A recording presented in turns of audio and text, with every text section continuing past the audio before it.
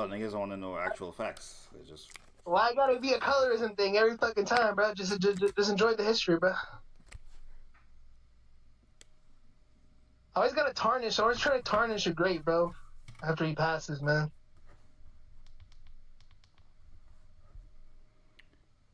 okay. This looks like it's where it should be working. It's not working. It is working. We're live from the gutter. It's not working. Okay, I just checked it. It is working. Take it from the top. Share screen on.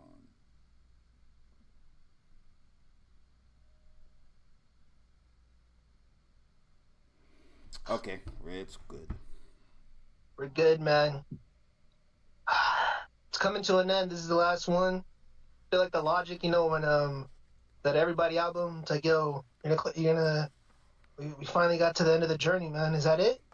The two space people are talking. Like, now we're gonna listen to the final one, and he plugs it in. Oh, he inserts the disc in, and it's Acceptance by J. Cole. This is the last of our adventures, man. Okay. that was such a dog shit analogy. I don't know what the fuck was that. What is that? You know what? I got you, buddy. The fuck this thing is talking about? I forget. You don't fuck make with. A motherfucking You don't fuck with joyful noise, nigga.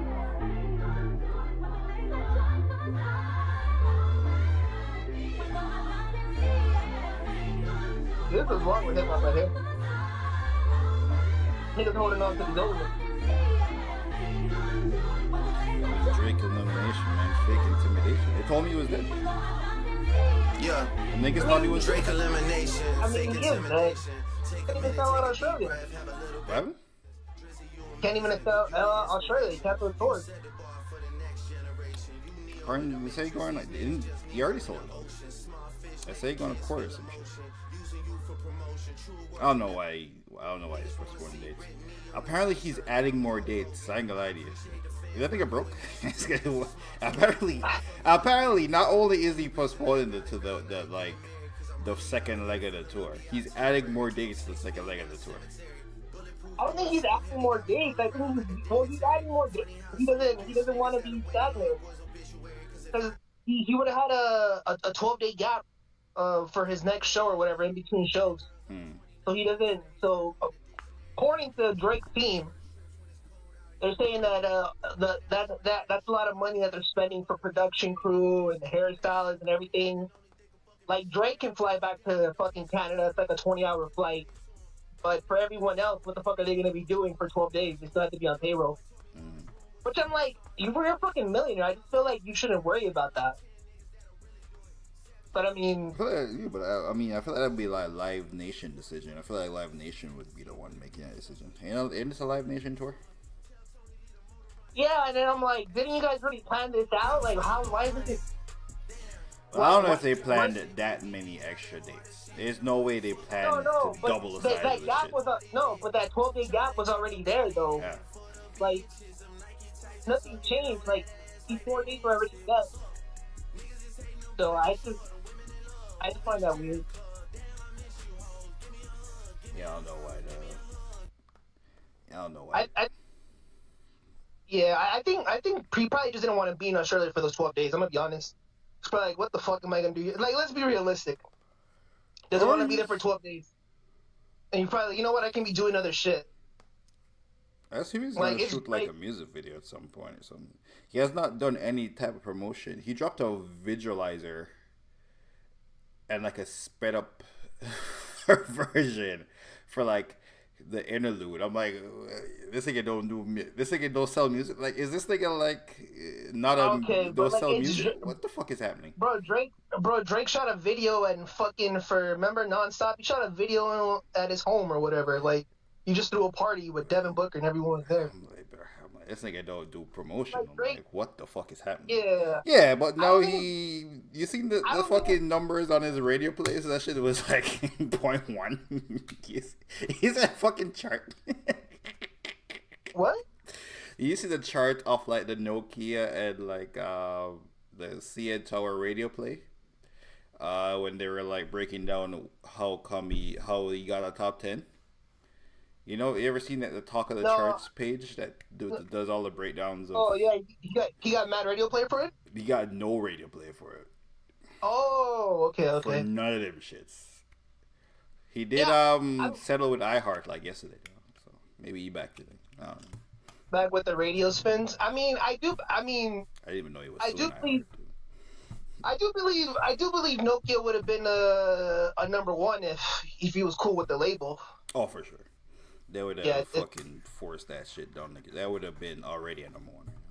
yeah, they would have gave gave us they would have gave us a Travis 4x4 treatment. You know. Nah, I ain't gonna lie. That 4x4 shit. Drake can't pull that shit off. Drake still couldn't sell that many. Drake couldn't sell that many singles. With his whole fan base trying to make him sell that many singles, he ain't get a Travis Scott numbers. I don't see, and that's why when Petty's all like, "Oh, but with this fan base on Twitter."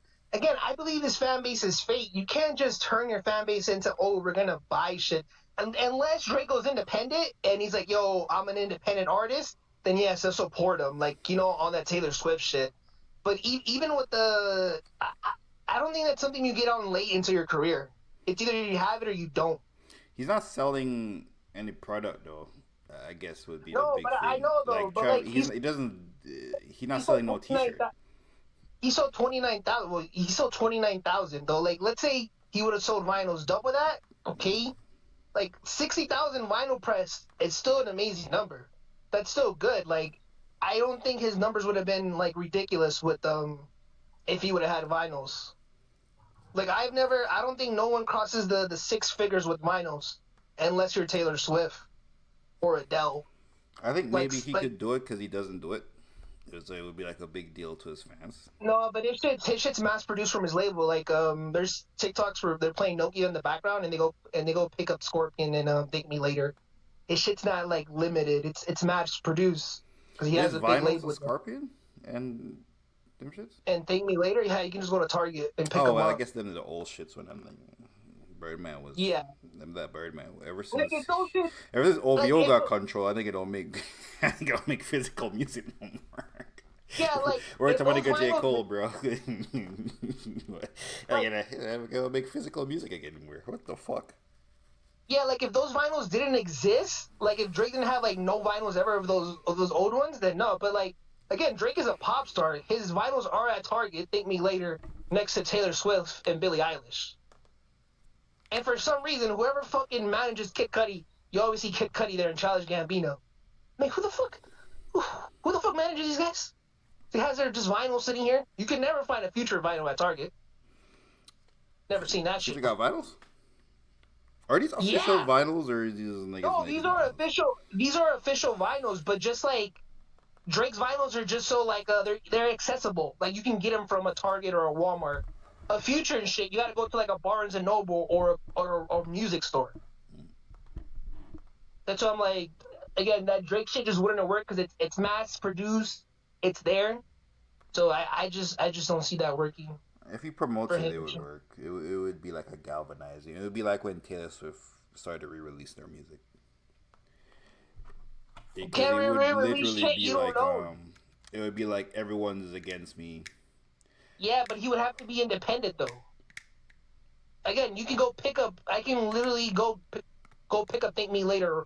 Yeah, but those are old shit. Right now. I'm talking about new. I'm talking about the new album with Party Next Door. That's what I'm talking about. Like if he did that shit last week. I mean, if he did it I don't think he moved six figures. I don't think you understand. Moving 100,000 vinyls is fucking insane. First week, that's a crazy number. That's why he sold 29,000 on physicals. Let's say he doubles that with vinyls. Again, it's still 60,000. So, I don't think the vinyls do it. I think he would have to be like like an OVO thing. Like he would have to make special merch, throw it in. Like he would have to go overboard with the trap shit, bro. Like throw it in with his fucking shirt. You know, when you buy the shirt and it's like, oh, you're getting the downloaded album here of the new Drake shit. And I don't see Drake doing that. I do see him at one point putting out the physicals, like, oh, here's the physicals. You get a different version of the vinyl. I see him pushing to that, but I don't see him doing like he has a Nike Nautica deal and he has the OVO shit. I just don't see him associating with his music like that, like attaching that together. I feel like that's two separate businesses. Yeah, I think he's the only major artist that doesn't do any tomfoolery. Yeah, and I think that's why he fights for the money the way he fights for it, because it's like, nigga, I don't do bundles, nigga. The value's in the music and me being the superstar. There's no extra gimmicks. Nigga, I have a Nike deal just like Trav, but those shits don't coexist with my fucking music. Like, I don't drop a shoe to go along with the CD. Like, those he did drop a shoe to go along with the CD. I don't think he gave away music with it though. He did drop a Sexy Songs Pink Air Force One. Those been out though. No, they're new. He dropped a different version. Yeah, but you don't buy that shoe and it comes with the album. Yeah, no, it just happened to be his album. But I don't think they. And that's on Nautica. Go to Nike. Yeah, right here. Some sexy songs. Yeah, I don't think you get a CD. Also, these are probably limited as fuck. Yeah, it's sold. No, those colors are out there. I mean, it's just sold out. So. The white pair. You've been through here. You could have. I mean, they're size 13. Okay, they're not sold out, nigga. You can get a size 13, bro, I guess. But you can't get a size 11, nigga. Bro, if you want the shoe, you can get the shoe. It's been out for like 2 months. No, this one's new. I don't know if it's new. I'm just reading from the website. According to the website, they're saying we looked at these 3 shoes, and I told you I wanted the piss yellow joints. But honestly, this does look like the one that was there before, and the niggas will slap the Sexy Songs for You logo on it. I'll be honest with you. The shoe itself looks the same. Maybe he's making this shit to the money, just releasing music. I don't know. No, I think that's his big argument. Really, like the values in the music. I don't have to release anything else with it. Fucking Weeknd would have really sold 150 gang. That nigga Weeknd would have did 150 without the bundles. That is so crazy. Dude, that album fucking came and went, by the way. I remember I was telling you, bro, no one's fucking playing that. I'm like, this doesn't even have the feel. Like, again, the Drake album had way more girls posting that than the Weeknd album. Like, that shit had less cultural impact just within, like, women than any, like, than I have, like, from a major artist that I have seen. Again, this was, like, the label pushing it and making him seem like a superstar, but I'm like, bro, the way you're releasing this, I'm not gonna lie, if Brent drops an album, like, again, if he didn't have those bundles, he sells 150. I'm like, bro, you're selling what Brent sells right now. Okay, and well, ain't no fucking way Brent Fayez sells 150, but I see your point. Ain't no fucking way. And I get Brent Fayez selling 40K. What his last album sold? I think his last album sold like 100K. I don't think Brent Fayez can do it. Brent Fayez did not do no 100K. Yeah, Wasteland. Go look it up. Brent Fayez is 100K. I mean, women buy music.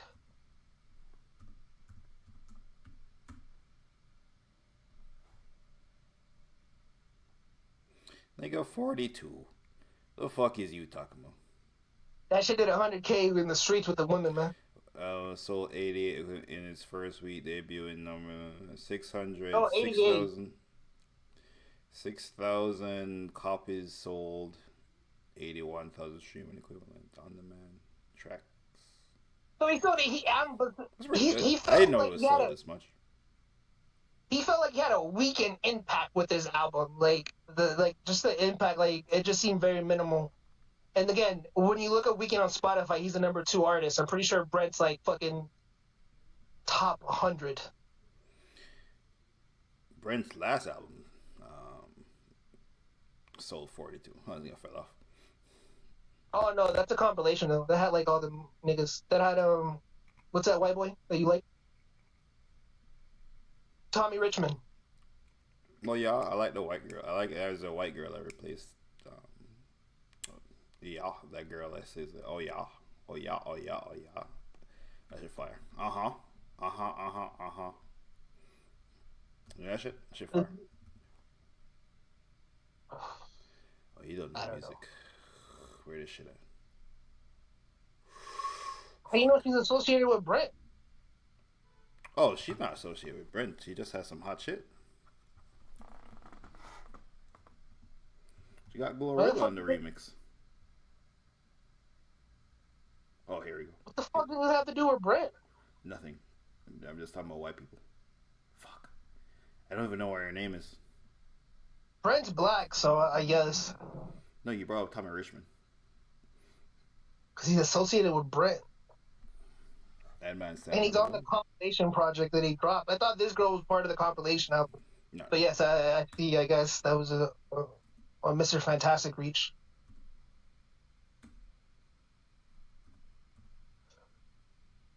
You know who's another good white person? Eminem. I mean, fourth biggest rapper in the world right now. So, you know. He's at number 4 right now? He's always in the top 5. I don't actually know where he's at, but he's pretty much always top 5. No, Kendrick's number 4, pussy. I like Kendrick is number 1. Fuck! I'm pretty sure Kendrick's number 1. As in a rapper? Not in the world. The Weeknd's too, Kendrick somehow is like number 4. The Weeknd ain't a fucking rapper. Oh, but I'm talking about in the world. Yeah, The Weeknd ain't a rapper, nigga. I don't know. Starboy was a rapping album. Nigga, that was 2016. That was 10 years ago. That's why we don't like this new shit. This nigga thought he was a real singer. That's what his biggest flaw with the album is. He turned this shit into like some Michael shit. Like, I'm actually gonna sing. I'm like, bro, I know like R&B probably feels stagnant because every R&B rapper wants to be. I mean, every R&B singer is a rapper now. Like, hence we're talking about Brent. The only traditional ones are Giveon and Daniel Caesar. But I'm like, The Weeknd, you're not an amazing singer. What made you cool is because you kind of rap with it too. You're melodic, but he tried to go straight singing, and I'm like, nigga had Future singing. I'm like, bro, your guys' best record together is Low Life. With both of you guys rapping. Semi-rapping. It's like a Weeknd just overthought this shit. I don't know what his fans. I don't even know nobody that listens to the New Weeknd. I'll be honest. I was just say I don't know nobody that listens to the New Weeknd like that. So, the album was fine. It was better than the last shit. I'll say that. Oh, I don't know, man. Fucking song. Oh my god. His last shit had a hit though. His last shit actually had a real hit. You like the song from Don FM? No, there's a lot of songs on Don FM. Like this one didn't even. The number 1 song was "Timeless" with Playboi Carti. Cause I'm timeless. Oh, it's on some fucking Travis Scott. Remember when Travis Scott, Bad Bunny, and The Weeknd did that song "Pop"? K-pop. Yeah, but I don't actually know how that song goes. I mean, shout out to fucking Playboi Carti for keeping these old niggas youthful, man. But you couldn't find this girl's record? Here we go. I found it, nigga. Her name is Georgia. I've never heard the original version. I only knew it because of Glorilla. You don't want me to tap with the whites. That's the problem. You don't. Yeah, I don't associate with whites. Yeah, I don't associate with ghetto whites.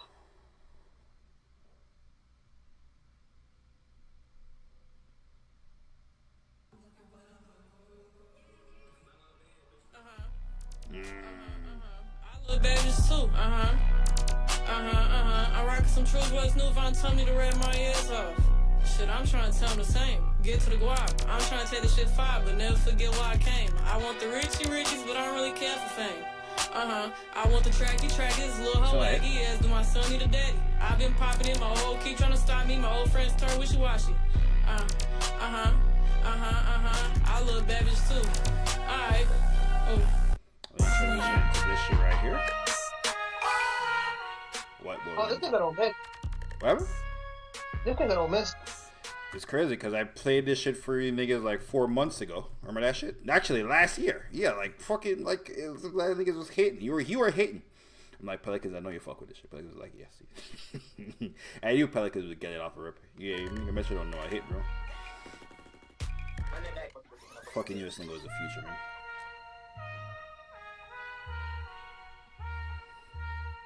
Oh, and there was this nigga too. How are we doing? Chilling, King Bang. Chopper got an AR. I'm shooting schools up. School bus. And there was this nigga. Oh my god. You know what? You know what? Never mind. I should ask. I thought it was the plug guy. The who? The plug guy. Turns out how I'm doing.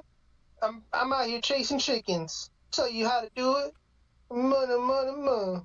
The fat guy. The fat fucker. I think, well, that song you just sung, I think that's Boss Mandilo.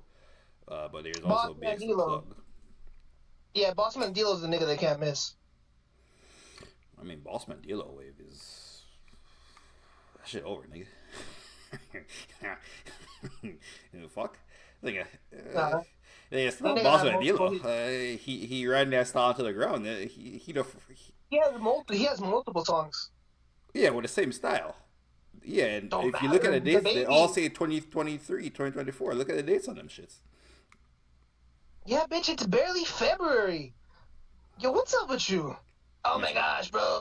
It's so old. What the fuck? Who am I talking to right now? You ain't hearing I can make the dough stretch. I can teach finesse. Finesse? That shit ain't buzzing no more. Stop. We say that shit is still buzzing. Dude, songs are still picking up from his album. I think it's called, like, Take Care or something. Okay, you talking about two different... Okay, you're not talking about Boss Man. You're talking about the other guy. God damn, they're both fat. Yeah, you're right. All right. See, this can tell me I'm wrong. BX the Plug. That's what you're talking about. BX the Plug is pop. Yes, BX the Plug is pop. Boss Mandilo, he ran his style to the ground. BX the Plug is the new nigga with his style. This. Yeah,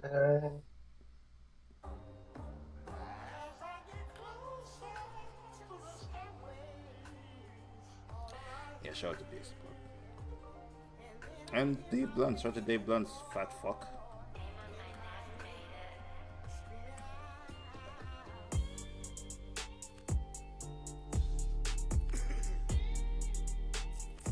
How do you feel about your boy being the number 4 most listened to Spotify person ever?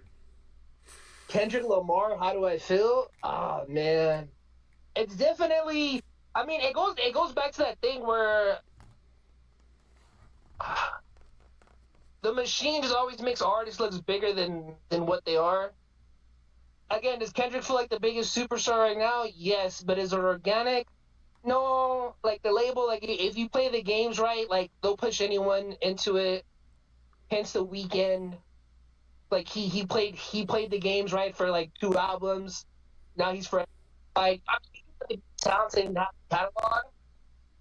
But then looking at like a Drake career and be kind of stagnant and shit and be like, well, I'm making so much money, like it doesn't matter. It kind of shows how like Drake's albums went from like, yo, I'm trying to make this cohesive project to like, fucking nigga, I got so many demos to fucking cater to, and I have the machine behind me that it's in a reach out factors and I can drop these rap records. Like when you have a machine behind you and you're a superstar, you can kind of do whatever you want. Like having a... What does shit turn into a Drake diss?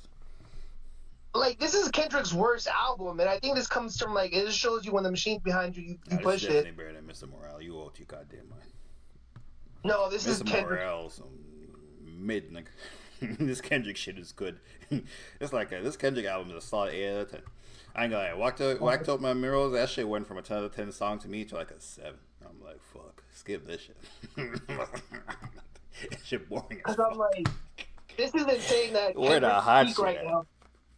Kendrick's peak right now is literally with his worst album, so... I mean, it's his most mainstream sounding album since Good Kid. Well, Damn was his most mainstream sounding album. And Luther is just Loyalty Part 2. I mean, Luther, I think, would have been a hit regardless of the beef. Squabble Up, fuck no. TV Off, fuck no. Them shits would have came and went.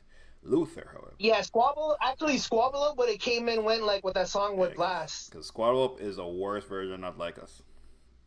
No, because you know what's that song with Blast and shit?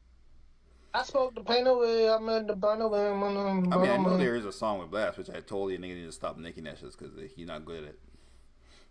No, he made that record because it's a West Coast record. Like Squabble Up, it would have had a West Coast record feel. Like it would have been like a top 20. You know, maybe it would debut top 10, and then it would have lived in the 20s and shit. So I think Squabble Up would have been that. Fucking, I think Squabble Up or TV Off, now they're like fucking top 10 records, or they're one of them is literally a top. I think TV Off is a top 4 record. It's been in the top 5 now for multiple weeks, and I'm like, what the fuck? I would have never thought in my wild years a record like that from Kendrick, which he does give us West Coast records, would have lived in a top 5.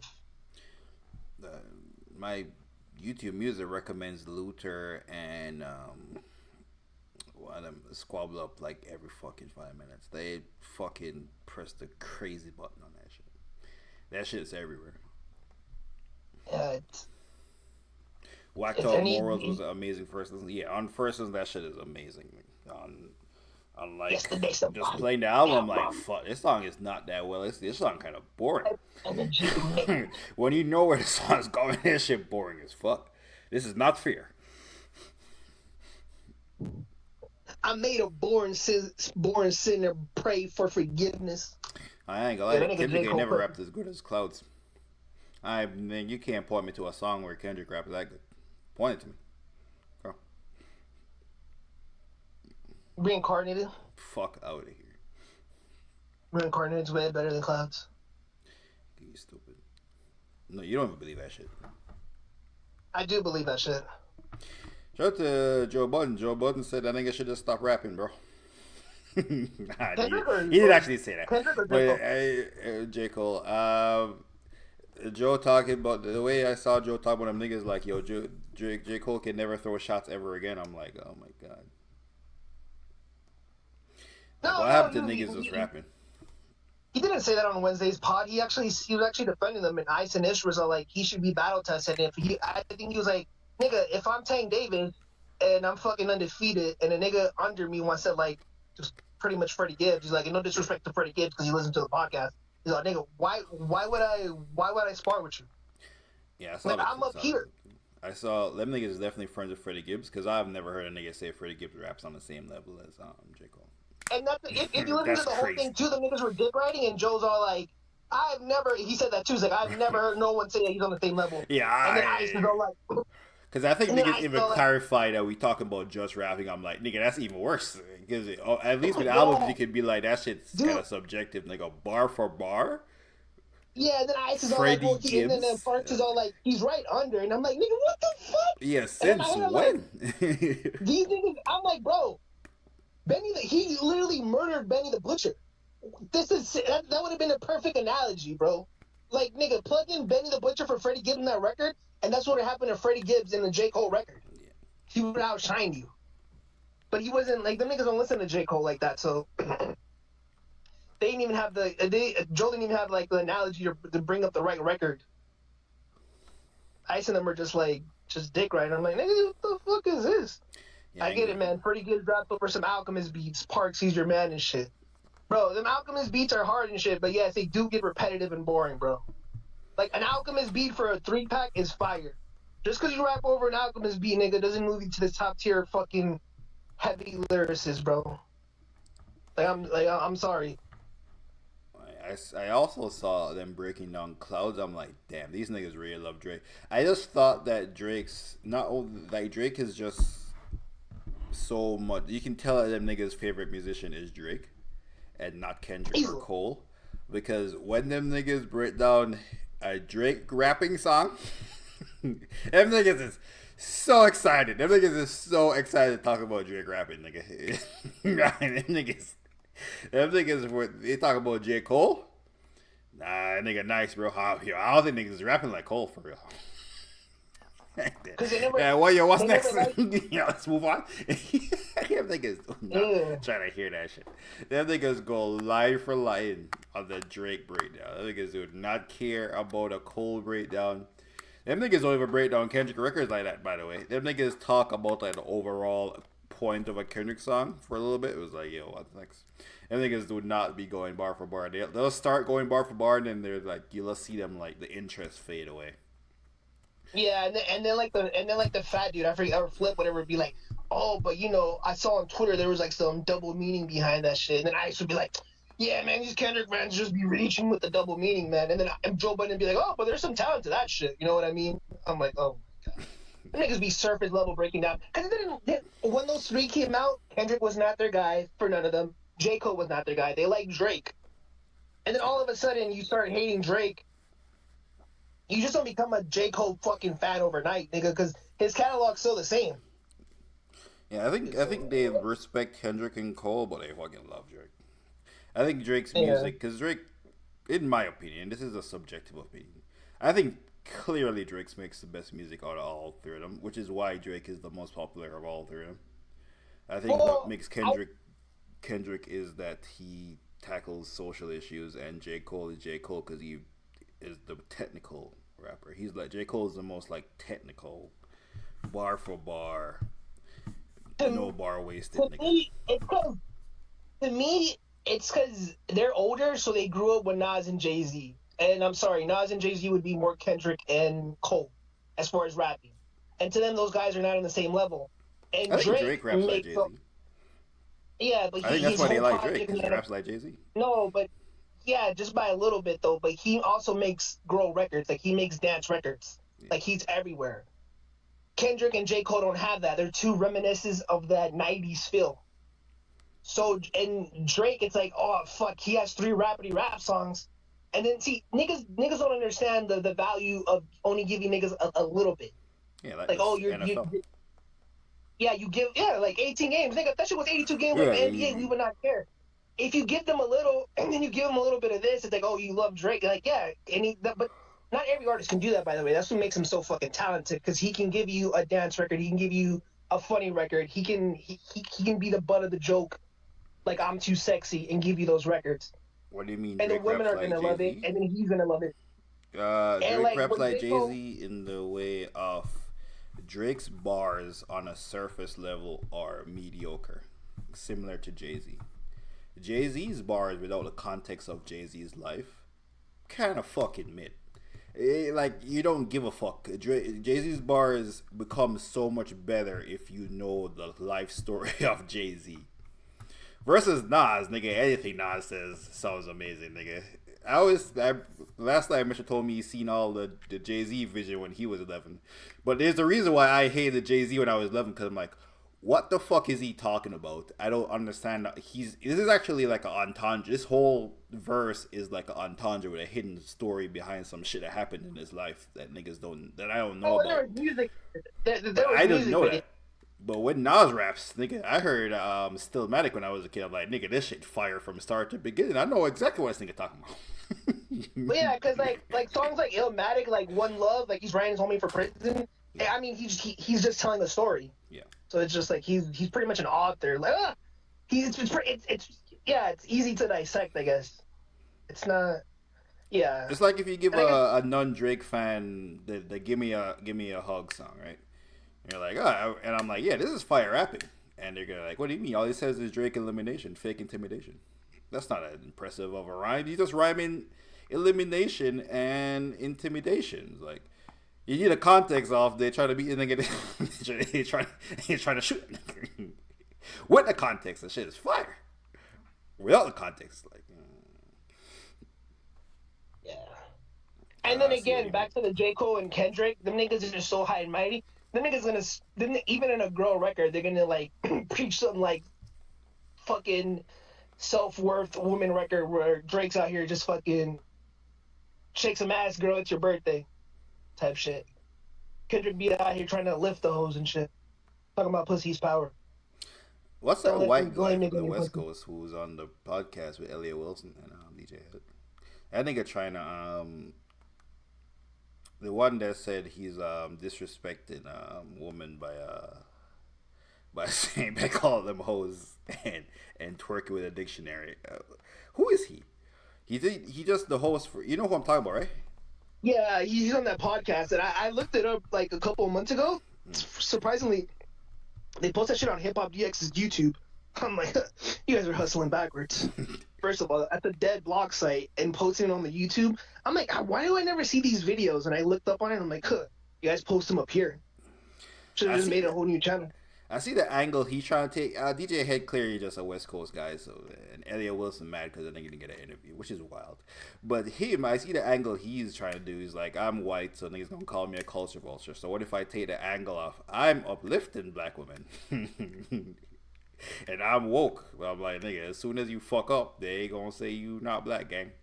I don't know if no one told that nigga that, but as soon as you say some shit that's critical of some shit, they gonna be like, you're white, your opinion don't matter. So you might as well just be Vlad at the end of the day. I'm gonna be honest with you. Vlad is mad successful.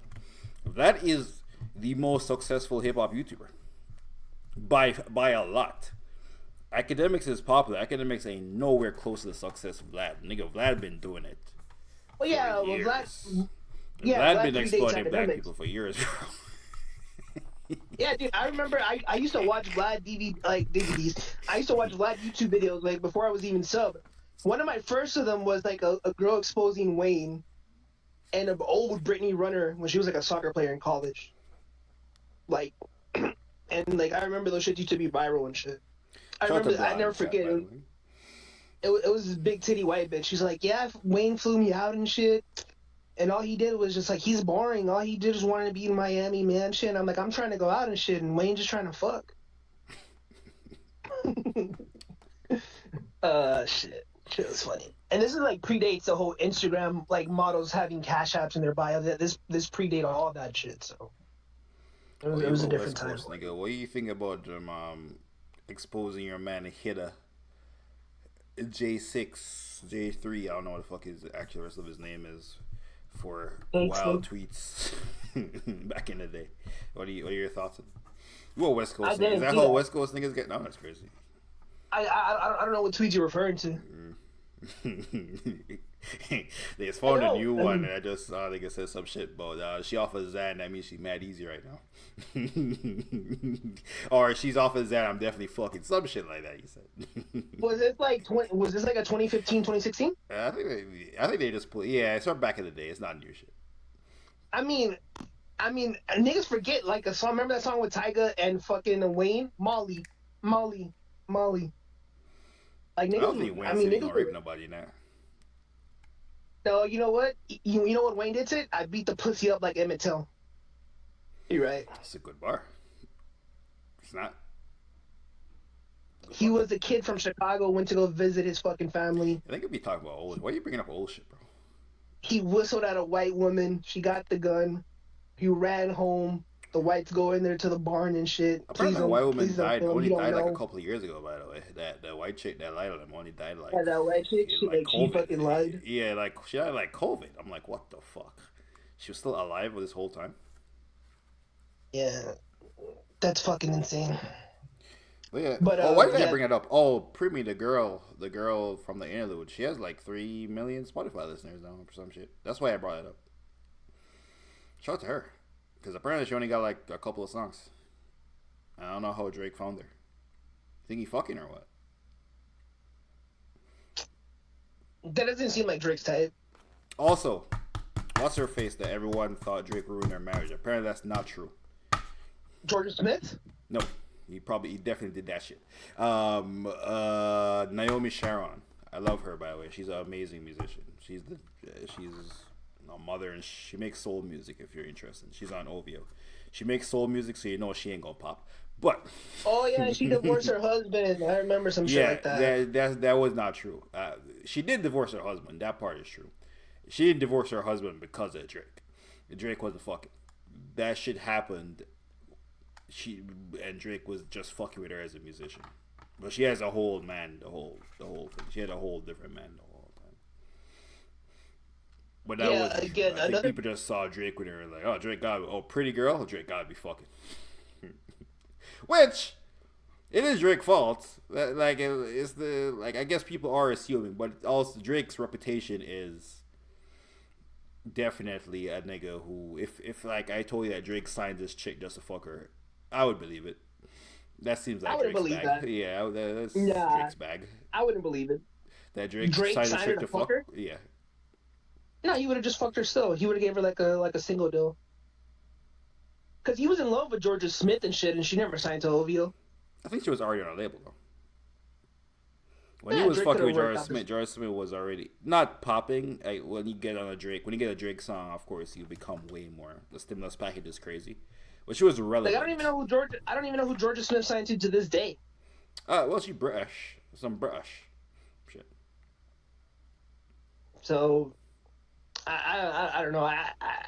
She probably has some American thing that does her American distribution though, but I don't know who her British record label is. Now, if you would have told me Rick Ross and shit, because I remember a classic interview where they asked Charlamagne asked Ross, why you never signed a woman rapper? He's like, because if I fix her up, I feel like I own her. Like, I'm going to have to, like, you know. I do remember that. They say, yo, she owe me something. That's a nigga I believe would be like, yo. Oh, fuck. Yeah, I think Drake's more straight up. Like, bitch, we're fucking... You can get a couple of flaked off. We'll go to dinner, and I'll give you money, show you the time of your life, and that's it. Do you think when Drake and Party were in the studio and they recorded this song, do you think they knew it was going to be the greatest song of all time? I don't think they were in the same studio. This is a party sounding type of record. Yeah, I think any song that Party actually has a verse on is probably just a Party song that Drake hops on. Bro, how many verses? This is 21 songs. Party got like 8 verses on this whole album, gang. Yeah.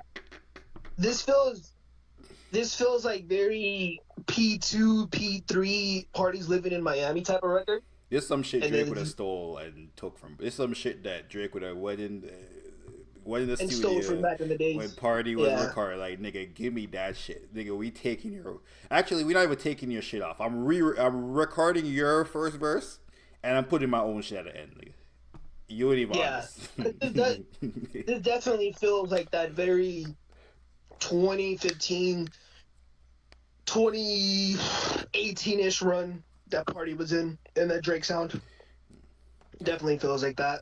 Who's out here for me? Who's out here for me? This is an all-timer. This up there with Jaded, Fire and Desire. This is the one right here. I'm not gonna lie. This is a generational record. This one of those Sunday evening classics right here. Shit gonna be played on Sundays forever. Yeah, go listen to P2, buddy. That's all that Miami sounded there. I need somebody who's out there for me. Who's out there for me? Who's out there for me? Who's out there for me? Bro, say it don't pay. Fall in love. I need the stars and something lining up. My ex bitch was bad, but you find out. Oh yeah. Somebody love me in this building. Somebody love me in this building. Yeah.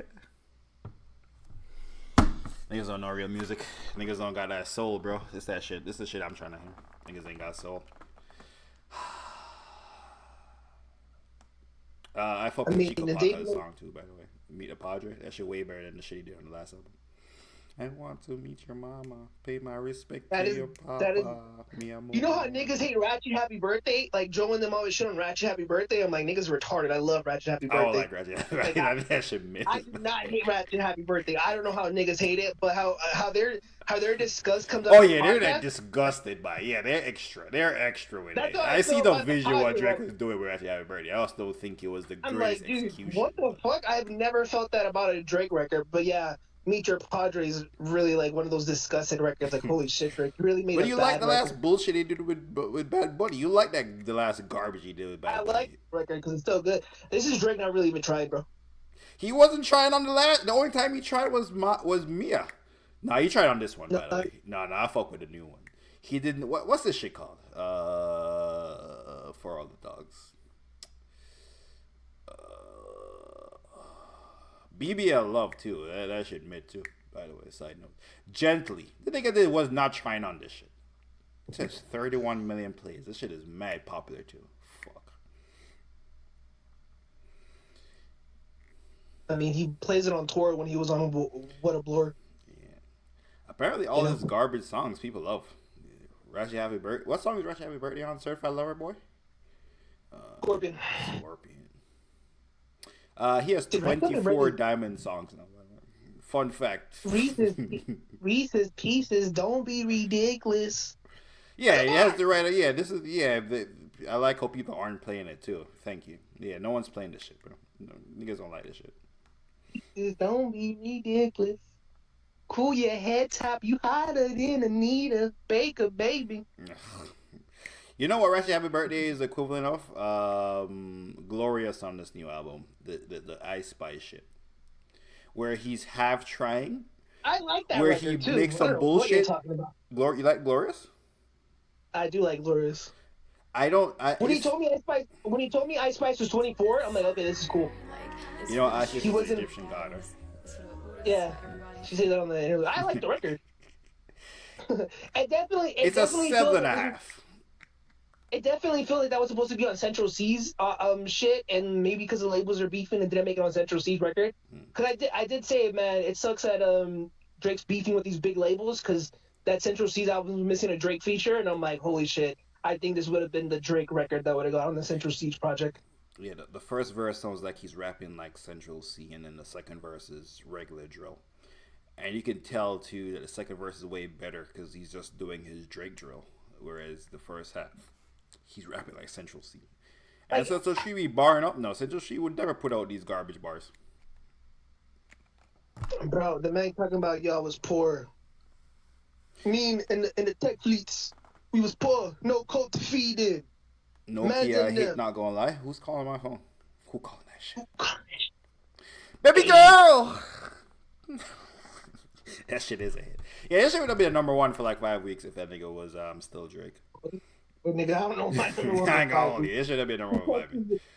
Sexy was number one for like 2 weeks, nigga. What would have been on the same. Way Too Sexy was like number one for 2 weeks. No, this is way better than Way Too Sexy. This is naturally a hit. Way Too Sexy manufactured.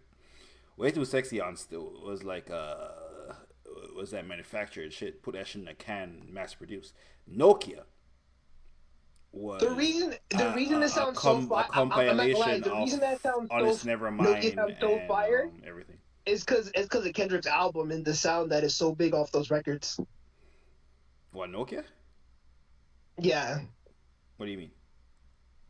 Like just that tempo and everything. Because Kendrick's album is very that tempo of that record. That's why that Drake shit sounds fire. And the Drake shit sounds like I did your shit better. I assume Nokia is just like the idea they had after he made Honest Nevermind. Like this vibe, he was chasing the Honest Nevermind. This is like an Honest Nevermind. No, it's like now an 80s B-side because this shit like fire. But it's like an 80s. It's like freestyle music. It's like that type of like music, freestyle music, like that 80s shit, like Stevie B, which Kendrick sampled on like for 1 or 2 of the records. Okay. So it has that tempo. I think that's why the Drake shit sounds so. It sounds like fuck the hit because that's what the mainstream is pushing, and I'm like, oh fuck, look at this. Drake did it better. This might be a K. That might be a K-bot take you just said about this shit. No, I don't think the K-bots would agree with that because K-bots would be like, what the fuck? The niggas would be dick writing. Niggas would be like, oh, Drake's not for the culture. But I'm like, it's the truth. That's what they're pushing on the top 10 right now. They're pushing that Kendrick album. We hear the Nokia. Niggas Wait, what song are you saying? Songs like this? Like Turn the TV Off, like that tempo. When I hear music, it makes me dance. Just like that tempo. Yeah. OVO Sound 2025. I can't hear, by the way. It's not enough. Few solid niggas left, but it's not enough. Few bitches that'll reach that, but it's not enough. Say bigger than myself, but it's not enough. Shout out to MCK in the chat. Yo, man, haven't been here in a long time. I never forgot you guys. It's crazy. You pull up for the last stream. The last time we're streaming. As I'm leaving. And I'll be gone for like 4 months. So, I'm definitely won't have Wi-Fi enough to stream. Either. You pull up for the funeral stream. But funeral in a good way, like Lil Wayne said on the album. Hey, what's track number 2 off this album? I know what song you're saying. It has like an oldie sample in it somewhere. I think it's Squabble Up. Maybe not. Blah blah blah. There you go. I'm like, look.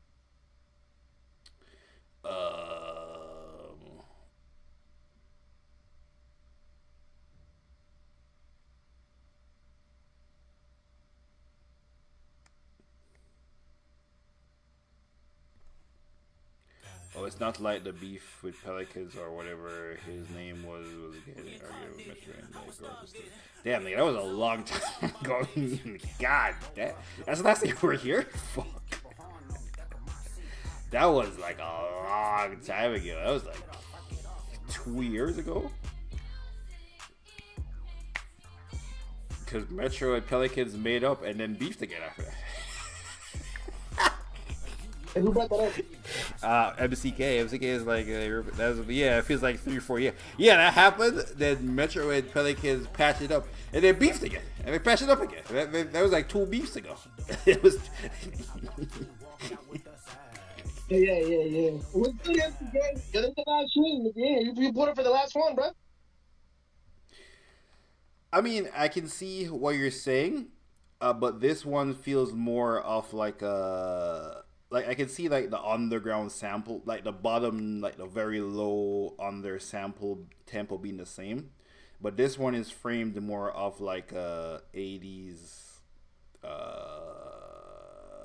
kind of like a R&B bouncy vibe, and Nokia is more like a R&B dance album vibe.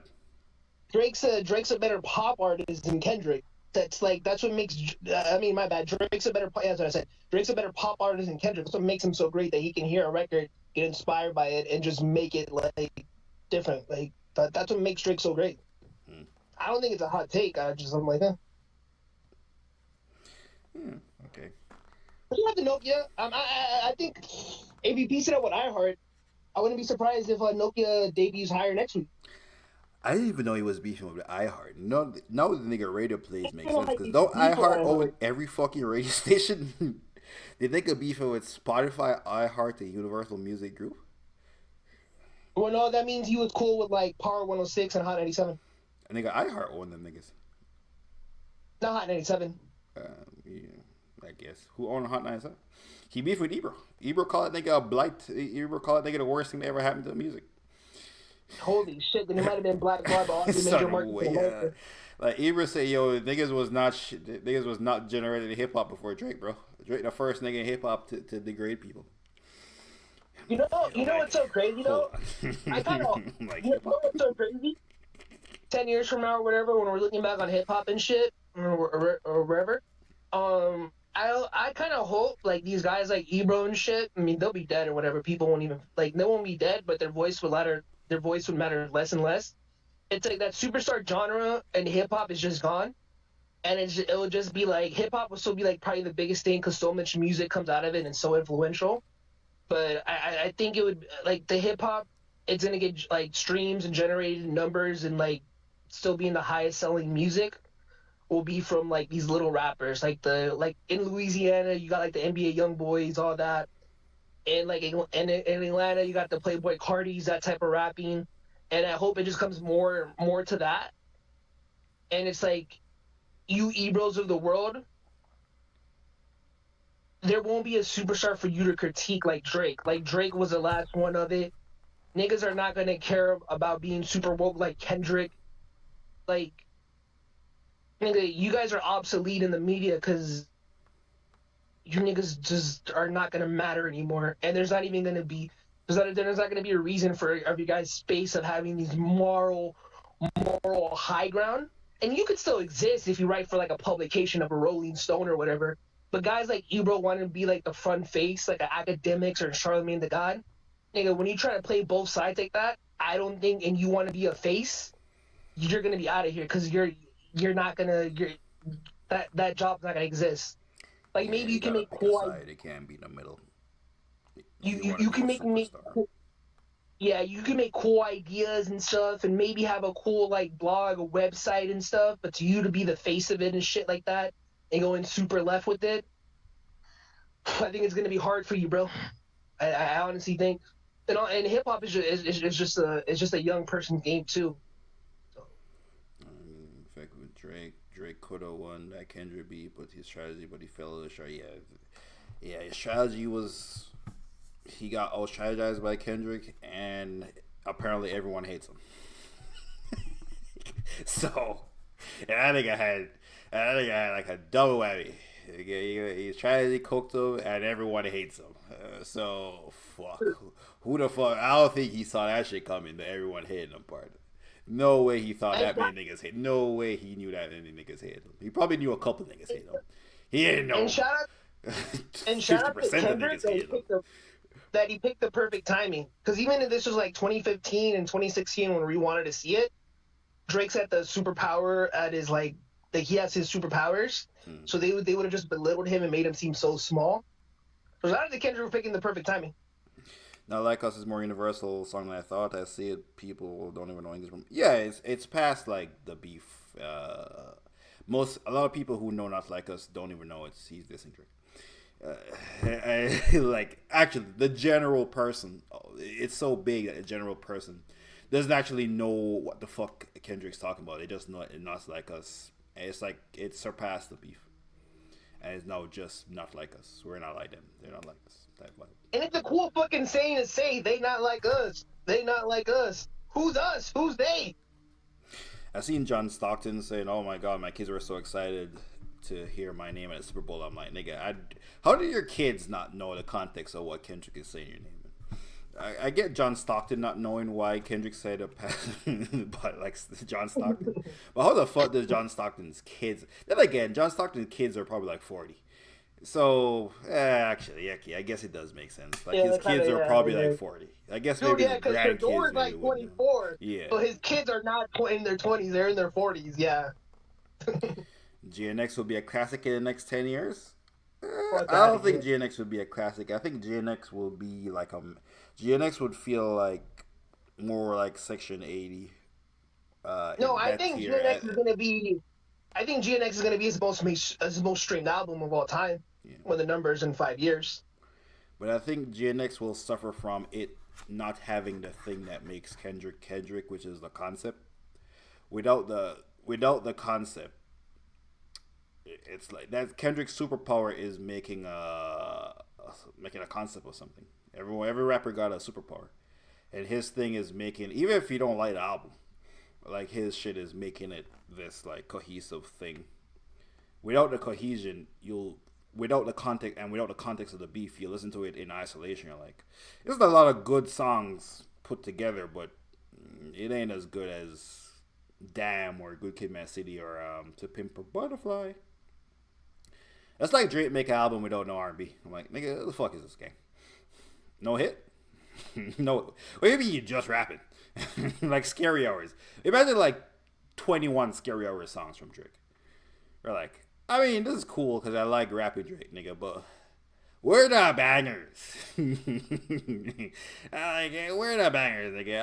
I like stories about my brother like the other guy. But, nigga, where's You Broke My Heart? You need a You Broke My Heart, too, nigga. Like, we're the superpower gang. How big a hit would Hit 'Em Up be in 2024? 5 years. Oh, 5 if years Hit 'Em from Up now? comes out and Tupac dies like in real life, Hit 'Em Up would be the biggest song ever. Because he dies like 2 years later. That would be the biggest song ever. It not just like biggest diss song. That should be the biggest song, period. I think 5 years from now, For All the Dogs will be considered a classic because it has all the big singles.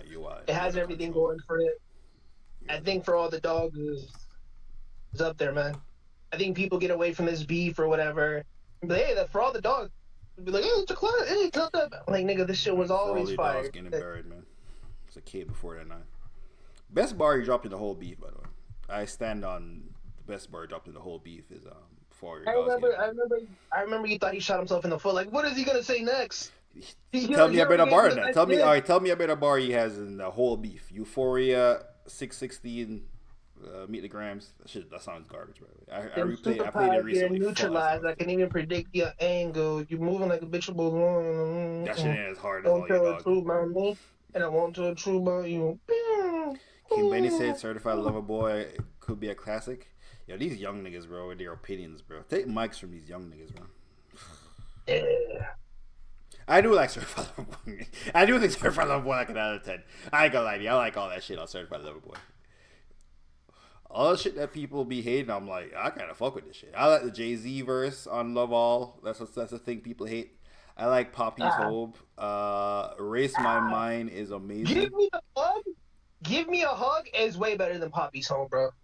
I like the idea. Okay, I feel like you're Home. comparing two different vibes, though. Actually, you know what? That's a great comparison. They are the same song.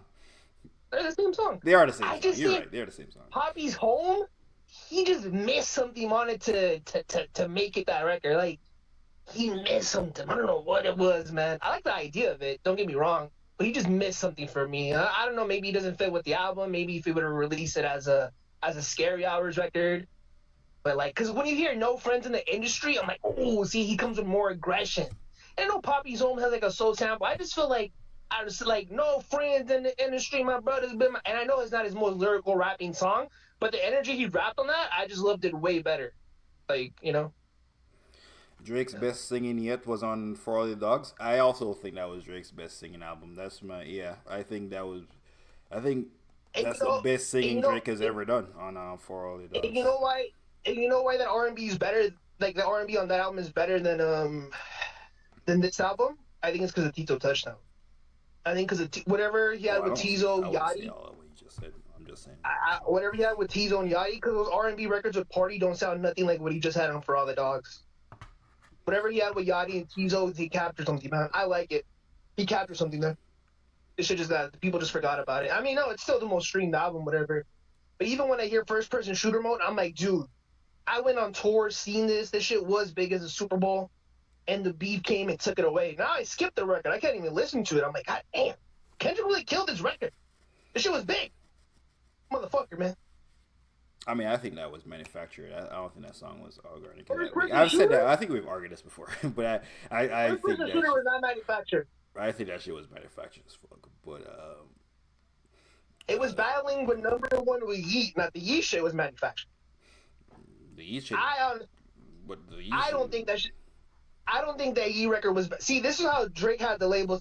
He literally had the Yeet record battling with first person shooter. I'm like, nigga, you know damn well first person shooter's gonna beat it, but they manufacture the Yeet record like, oh, it can beat it. Oh, Yeet fans, come on. And I'm like, bro, come on.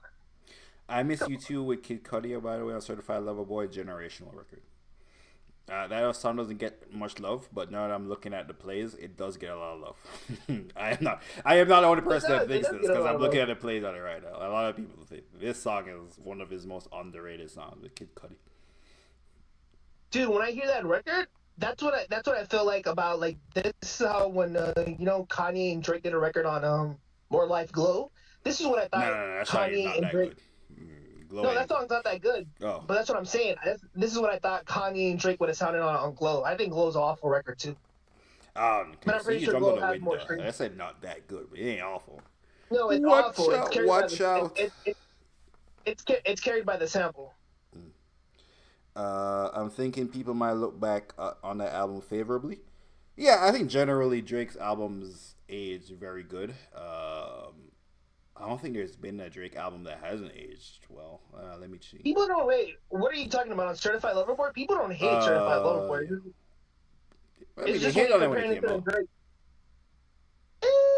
He got the typical Drake hate, but nothing out the window. Like, he'll never get the hate. There's 2 generational hates that Drake has ever received in his life. Take Care and Views. And he'll never reach those heights of hate again. Now it's just a typical Diamond.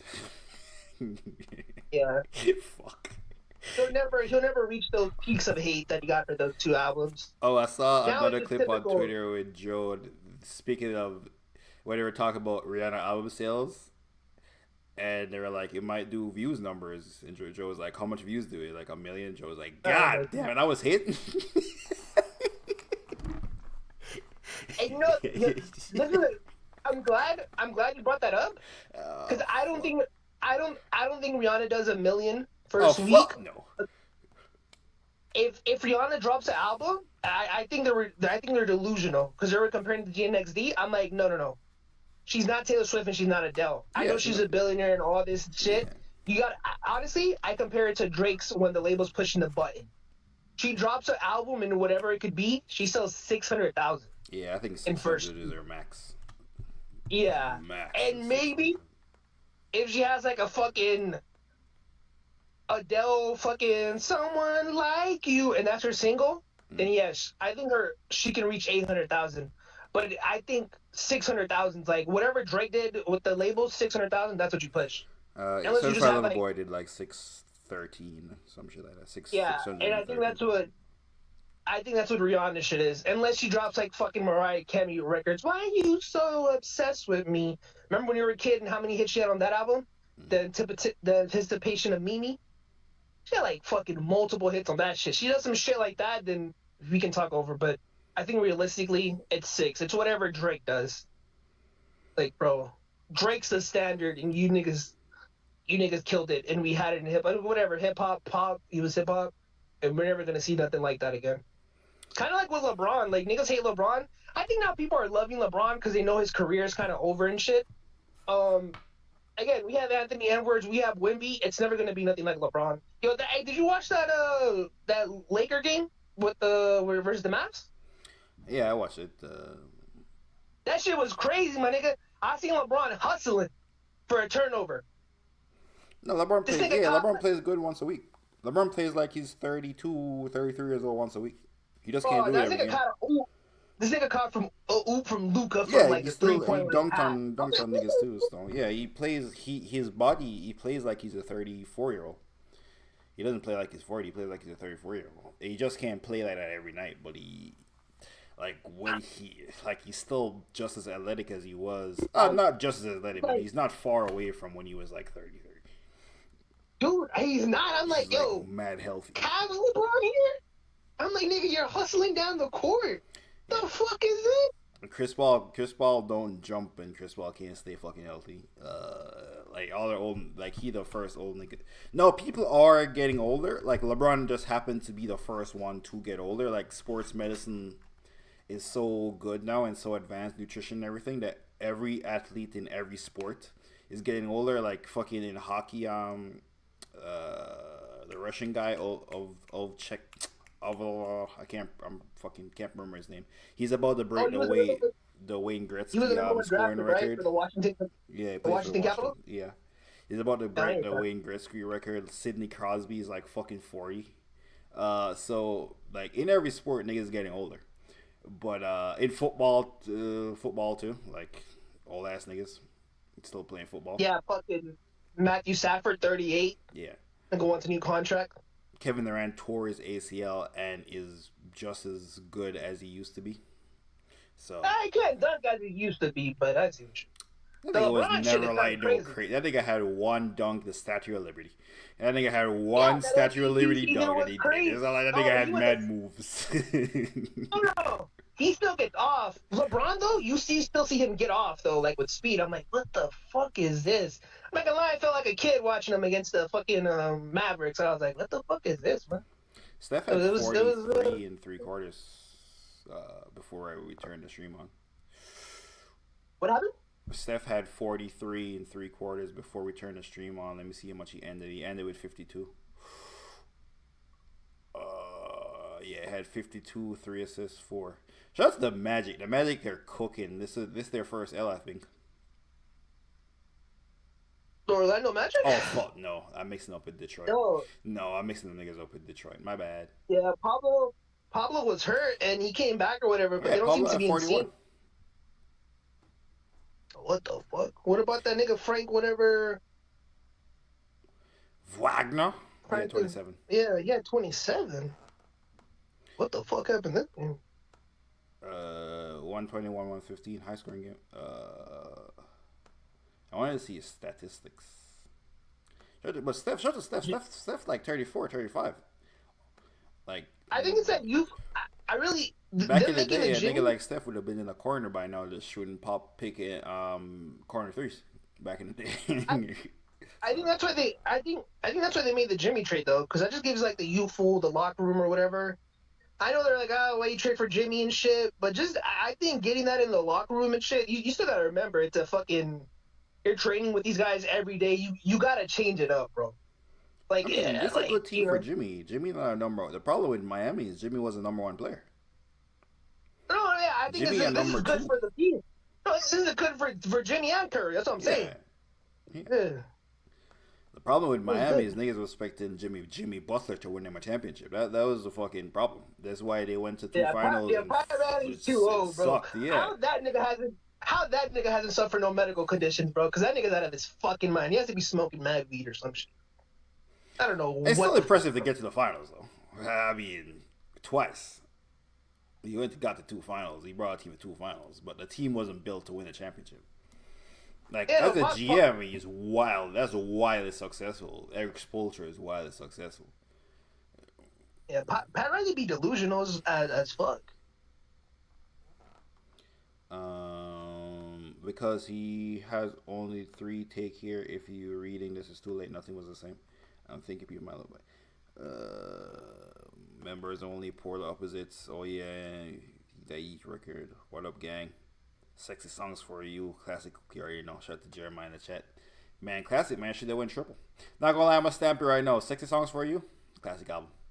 Stamp that shit right now. Stamping that just off Somebody Loves Me. Somebody Loves Me, man. all-timer. Go back, listen to P1. I think P2 is where he solidifies that sound, that upbeat sound. Petty doesn't like that. Petty says upbeat, not upbeat, but he likes more darker Party and shit, which Party is dark, but I think Party living in Miami, living that lifestyle is way better than giving us the Toronto cold lifestyle. And it reflects on his music. So the Toronto cold lifestyle is the shit that made him party. So nigga, what's your favorite parties are? What he's rapping about fucking Mississauga. You even know where Mississauga is. Fuck no, my favorite party song is Make a Millie. Oh, shout out to party at Speaking of Toronto.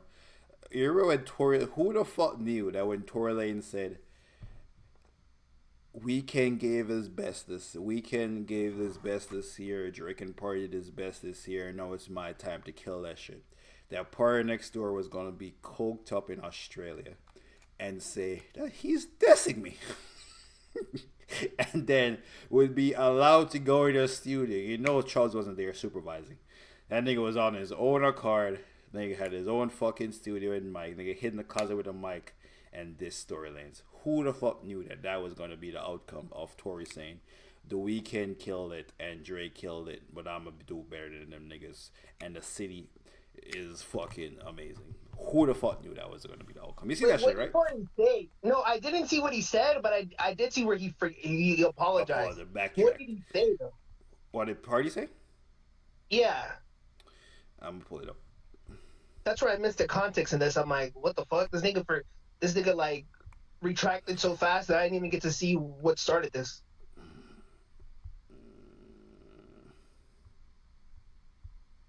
That is a good take. I do believe parties are coke, by the way. That makes a lot of sense. Well, for this level of R&B, you gotta be coked up. What do you mean? No, because he does have that personality where he says something and then he retracts like, oh, we're all good. First crash out was on Drake, remember? He said he was gonna expose him, this and that. He went on a local radio station, and then that shit was all locked up. And then he popped up on he beefed with Bryson Tiller. No, he beefed with Ty Dolla $ign. Who was it, man? Was it Ty Dolla $ign, Bryson Tiller, Chris Brown? They all made fun of him because someone fucked this bitch. And he was on tour. Like, you gotta be a corny nigga to be around other R&B dudes and they just like laugh at you. And they're posting a picture fucking his bitch. It was Ty Dolla $ign and Bryson Tiller. And he was in his feelings. Because they brought him on stage and then in the after party, they have a picture with his ex and shit. And then he went crazy on Twitter. And I'm like, what's this crash out doesn't make sense. I mean, I get it if you still have feelings for the girl, but I'm like, bro, these hoes are for everybody. Oh my god. Suppressed fucking OVO suppressed this. So I never put two and two together when you said he's a cokehead. I'm like, that kind of makes sense.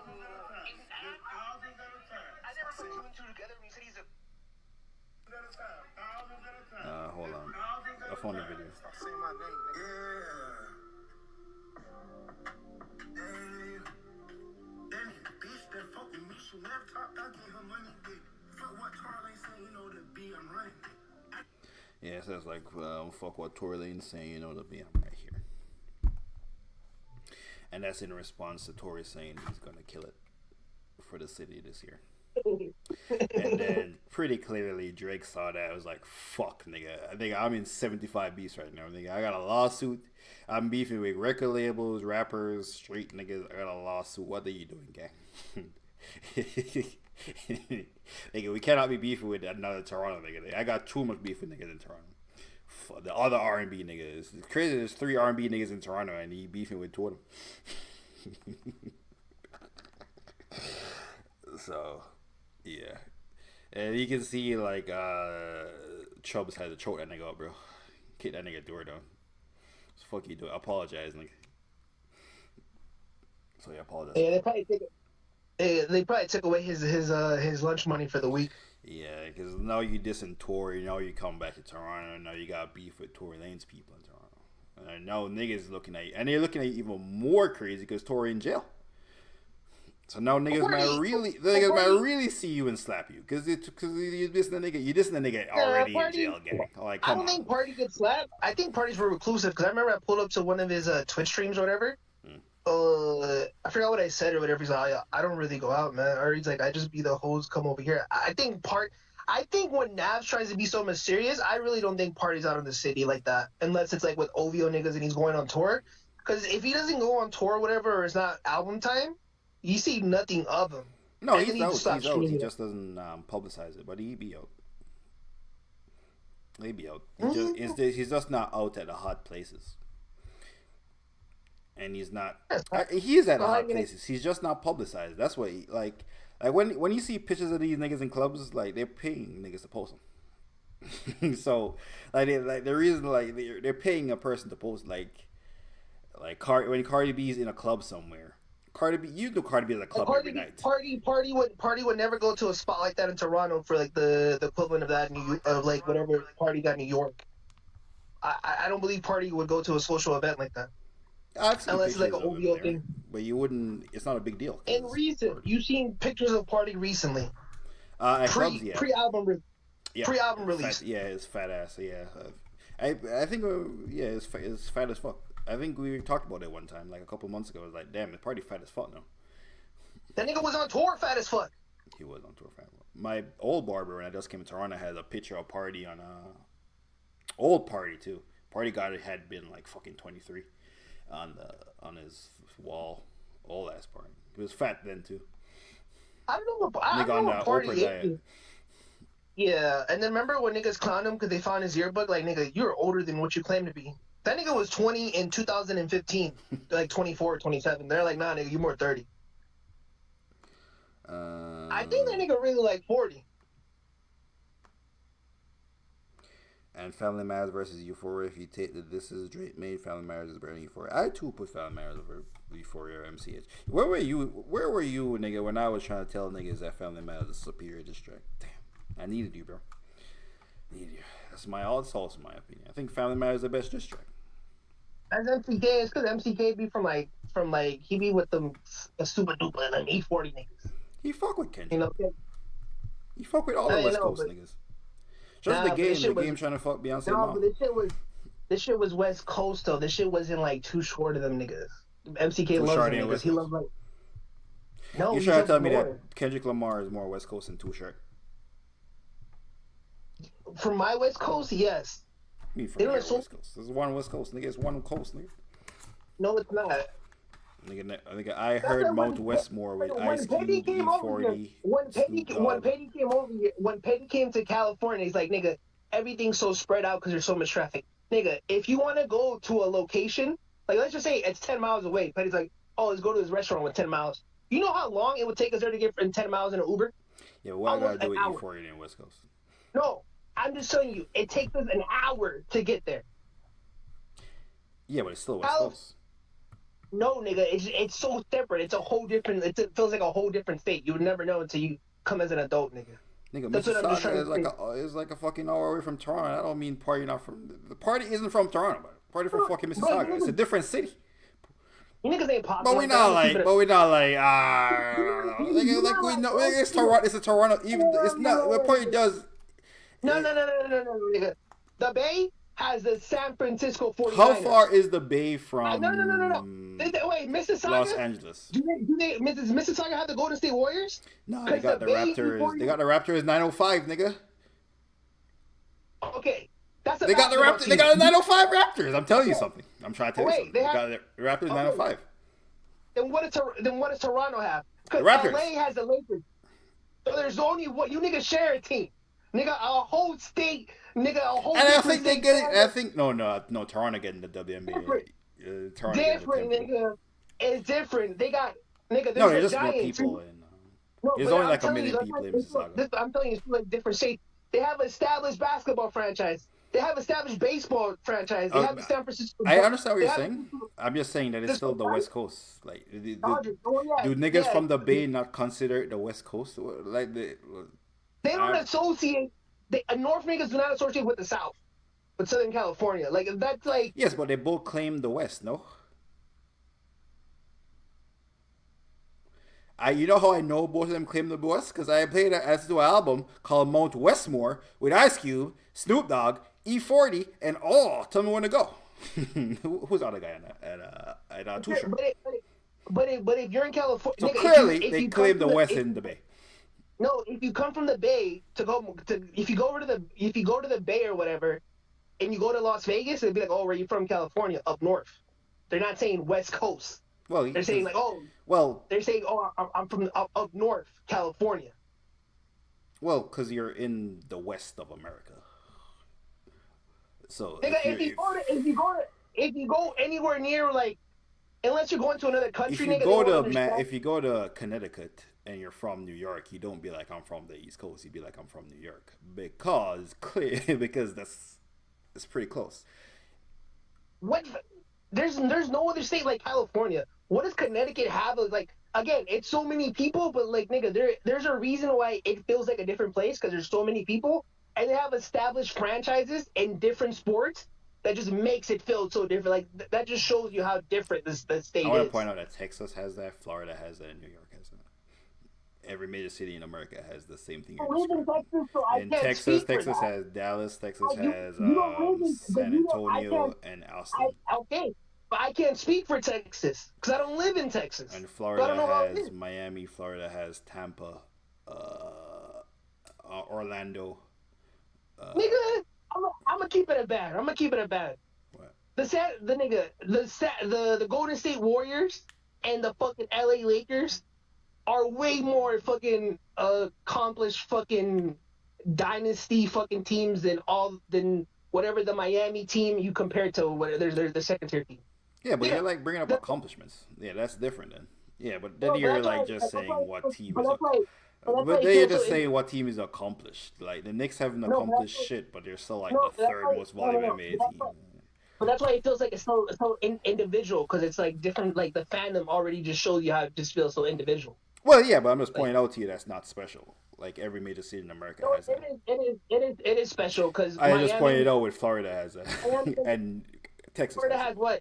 Whoa! Florida has what? The Orlando Magic are nowhere near. They have the Dolphins. Florida has the Dolphins and the Tampa Bay. Tampa Bay and Florida has three football teams. Florida has Jacksonville. Florida has Tampa. And Florida has the Dolphins. Florida has three football teams. Three NFL football teams are in one state. And those three football teams don't compare to the fucking Niners. Yeah, but you're comparing success. Yeah, but those are you can't compare success like that. You know what? The Warriors just became successful 10 years ago. That's why the state is so amazing, because they have established franchises and they're iconic. No. The Warriors were irrelevant when I was a kid. In 2009, the Golden State Warriors, apart from the We Believe, was an irrelevant NBA franchise. The Warriors just became hot. What you can't be like the Warriors ain't the Lakers now. And the Clippers have always been irrelevant. The Clippers were always irrelevant. Number one, the Clippers have been irrelevant forever, and the Warriors have been irrelevant since 2014 is when the Warriors became the Warriors. first of all, the Warriors wouldn't be the Clippers; it would be the Sacramento Kings. Again, another team. Fuck, another team that's irrelevant. Exactly. We have way more fucking teams. They're just more iconic and shit. And but yeah, I'm saying it's like that in Texas. I don't know. Florida. I don't live in Texas. Like, I can't speak for Texas. Texas has that. Florida doesn't have that. They don't have the iconic teams. They just don't. They're just not as successful. Yeah, but not as successful. But it's hard to be like the success because the Clippers have never won a ring. The Sacramento Kings have never won a championship. The Clippers have never been to a final. Have the Kings been to a final? The Kings did go to a final. Miami doesn't really have a fan base like that. I've heard it from Bill Simmons and all these podcasters, all these guys or whatever. When you go to a Miami game, it's like, oh, you go to Miami because you're visiting and you're gonna go root for the other team. It's hardly the Miami Dolphins have a more fan base than the other team. It's usually like 60-40 or 50-50 when it comes to that. And I'm like, that is true. They're all like, the Rams are like, or the Chargers are like that too. When I went to the Broncos game, it was 50-50. I'm like, oh, these are true. These are just teams that are popular in the city, but they don't really have the fan base like that. The reason it sells out is because they're going to go see the other team. They're more fans of the other team. Okay. What you're just saying is because of where LA is and what happens in California. Because like even when you say these are fans of other teams, like people like most people in California didn't live originally from, like their families aren't from fucking California. A lot of fucking people families ain't even from California. They just moved there because it is California. Yeah, and they become so like Laker even fans. See the way you're saying it, like it's not like niggas is like 20 generations into California. Like this is California. Bro, the Lakers are a historic franchise. Speaking of the Bay, let's talk about the Bay. Who the fuck lived in the Bay before? The Silicon Valley. Nobody who actually is from there. That shit is built by niggas from everywhere else coming there for tech. Yeah. And built the Bay into San Francisco into this like giant. It's not niggas from San Francisco that built that shit up. Niggas do not move to Miami and become Miami Dolphins fans. That is a fact. That's just a fact. Well, the Dolphins didn't have Steph Curry. Like Patrick Mahomes played for the Dolphins, nigga would become Dolphin fans, bro. Like you're like comparing San Francisco got lucky and got Steph Curry, my nigga. Hey man, nigga, I don't even know where the fuck Kansas is on a map.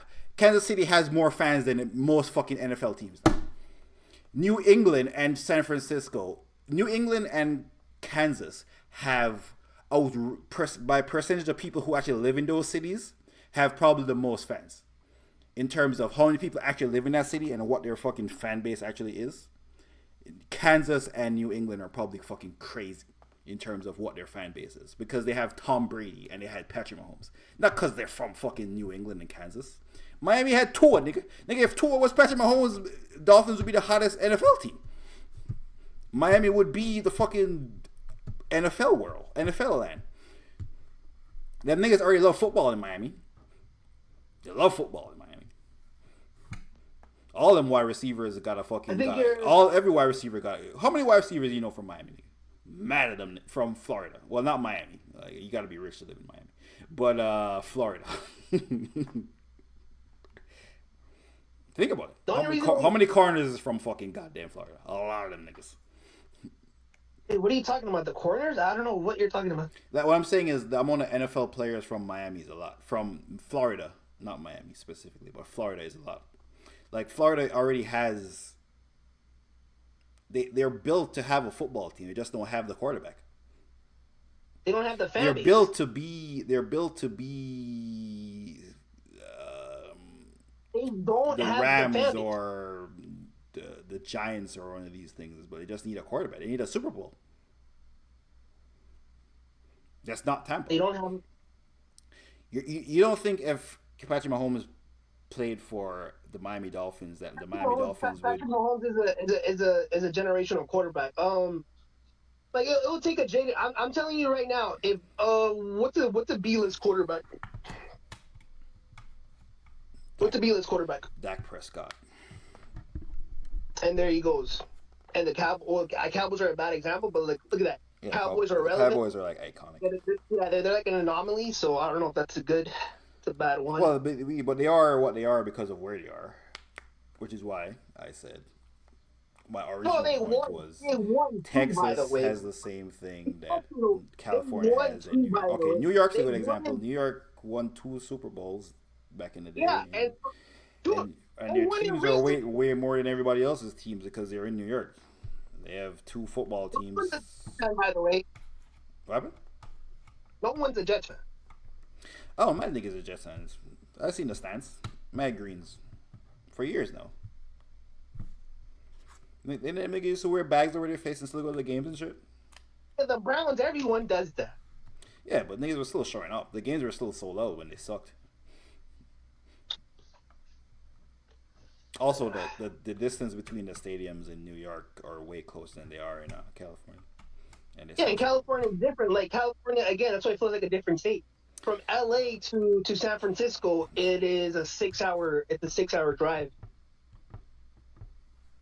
I don't think that seems excessive. no other state other than Texas. Again, I can't speak for Texas. I think Texas will probably be the closest thing. I don't think any other state probably resembles them.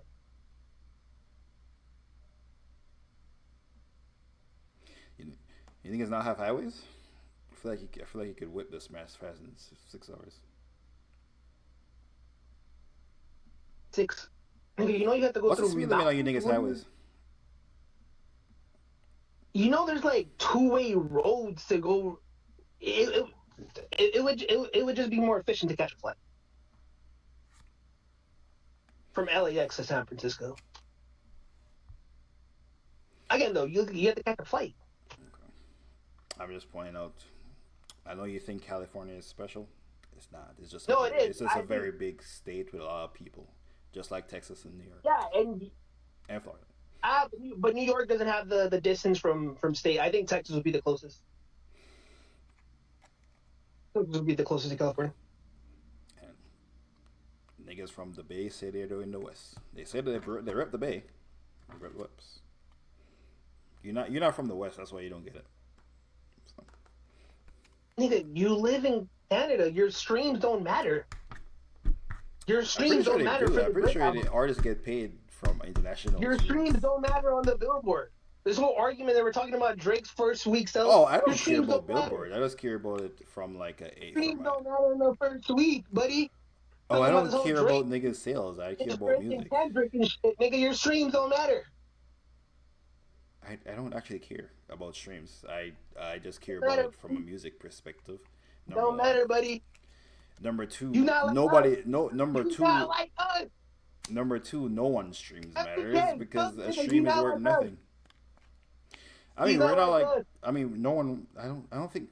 First of all, no one wants to be actually American. People just want to go to America and make money. I keep telling you niggas this. I keep telling you niggas this. No one wants to be an American. People just want to live in America and make money. Relax. Relax, bud. Like, and you see, we put belt to ass. We put belt to ass in hockey, by the way. I don't know if you missed it. I don't know if you saw we put belt to ass in hockey, by the way. You niggas won a fucking round game. Thought it was sweet, nigga. What happened in the championship, nigga? Belt to ass, nigga. Belt to ass. Man, bro, Trudeau needed that, bro, for the populace or whatever. Okay, I was gonna say words that he's heard before. I need that, bro. Niggas putting words together. Niggas putting words together. Nigga said he needed that for the votes or whatever. He's not running, nigga. He's not running. He quit. He's still a prime minister until they elect until they do a liberal election. Oh well, what's the word I'm looking for? His that is he's not running for prime minister. No, but his approval rate went up after you guys beat America. You guys needed that, bro.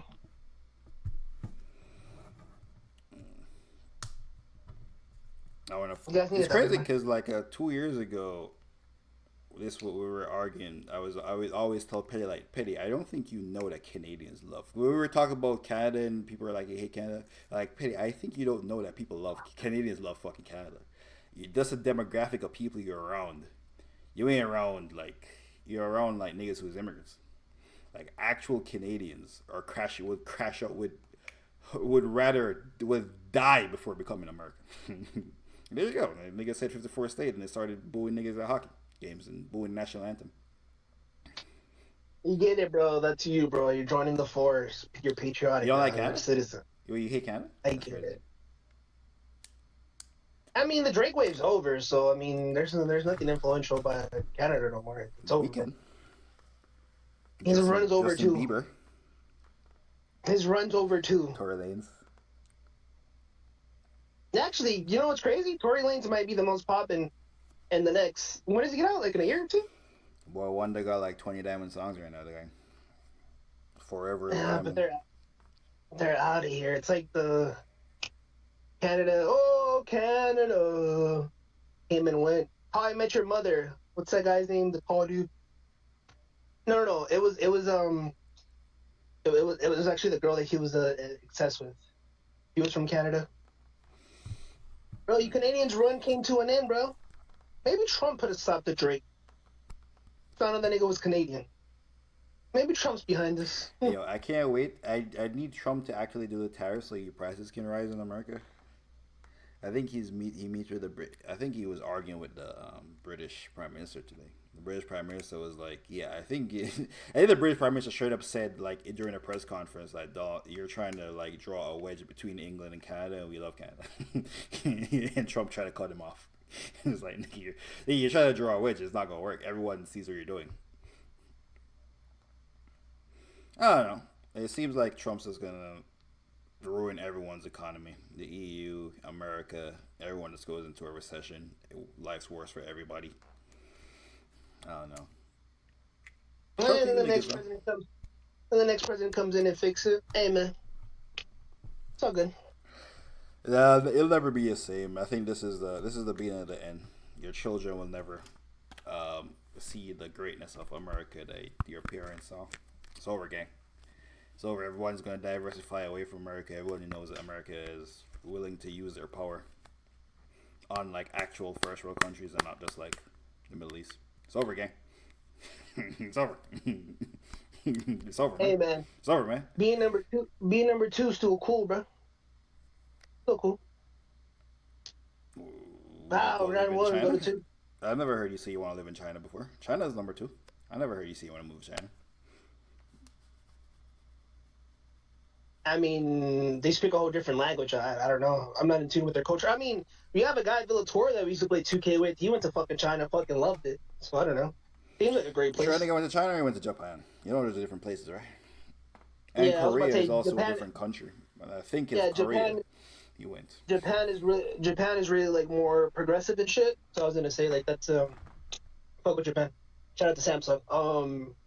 I'm pretty sure he went everywhere. I don't know. I know his girl lived in Korea, but I think he said he went to China. Cause they were like, I don't know. Cause he said they were playing like hip hop shit. They play hip hop everywhere. Hip hop's a popular genre of music, right? No, but it was like Chinese hip hop. Yeah, they rap. They make hip hop everywhere. Yeah, I never heard of Korean hip hop. Heard of Chinese hip hop. Yeah, people make hip hop in every country. But people make every genre of music everywhere. You'll hear country music everywhere. You'll hear people make K-pop in America.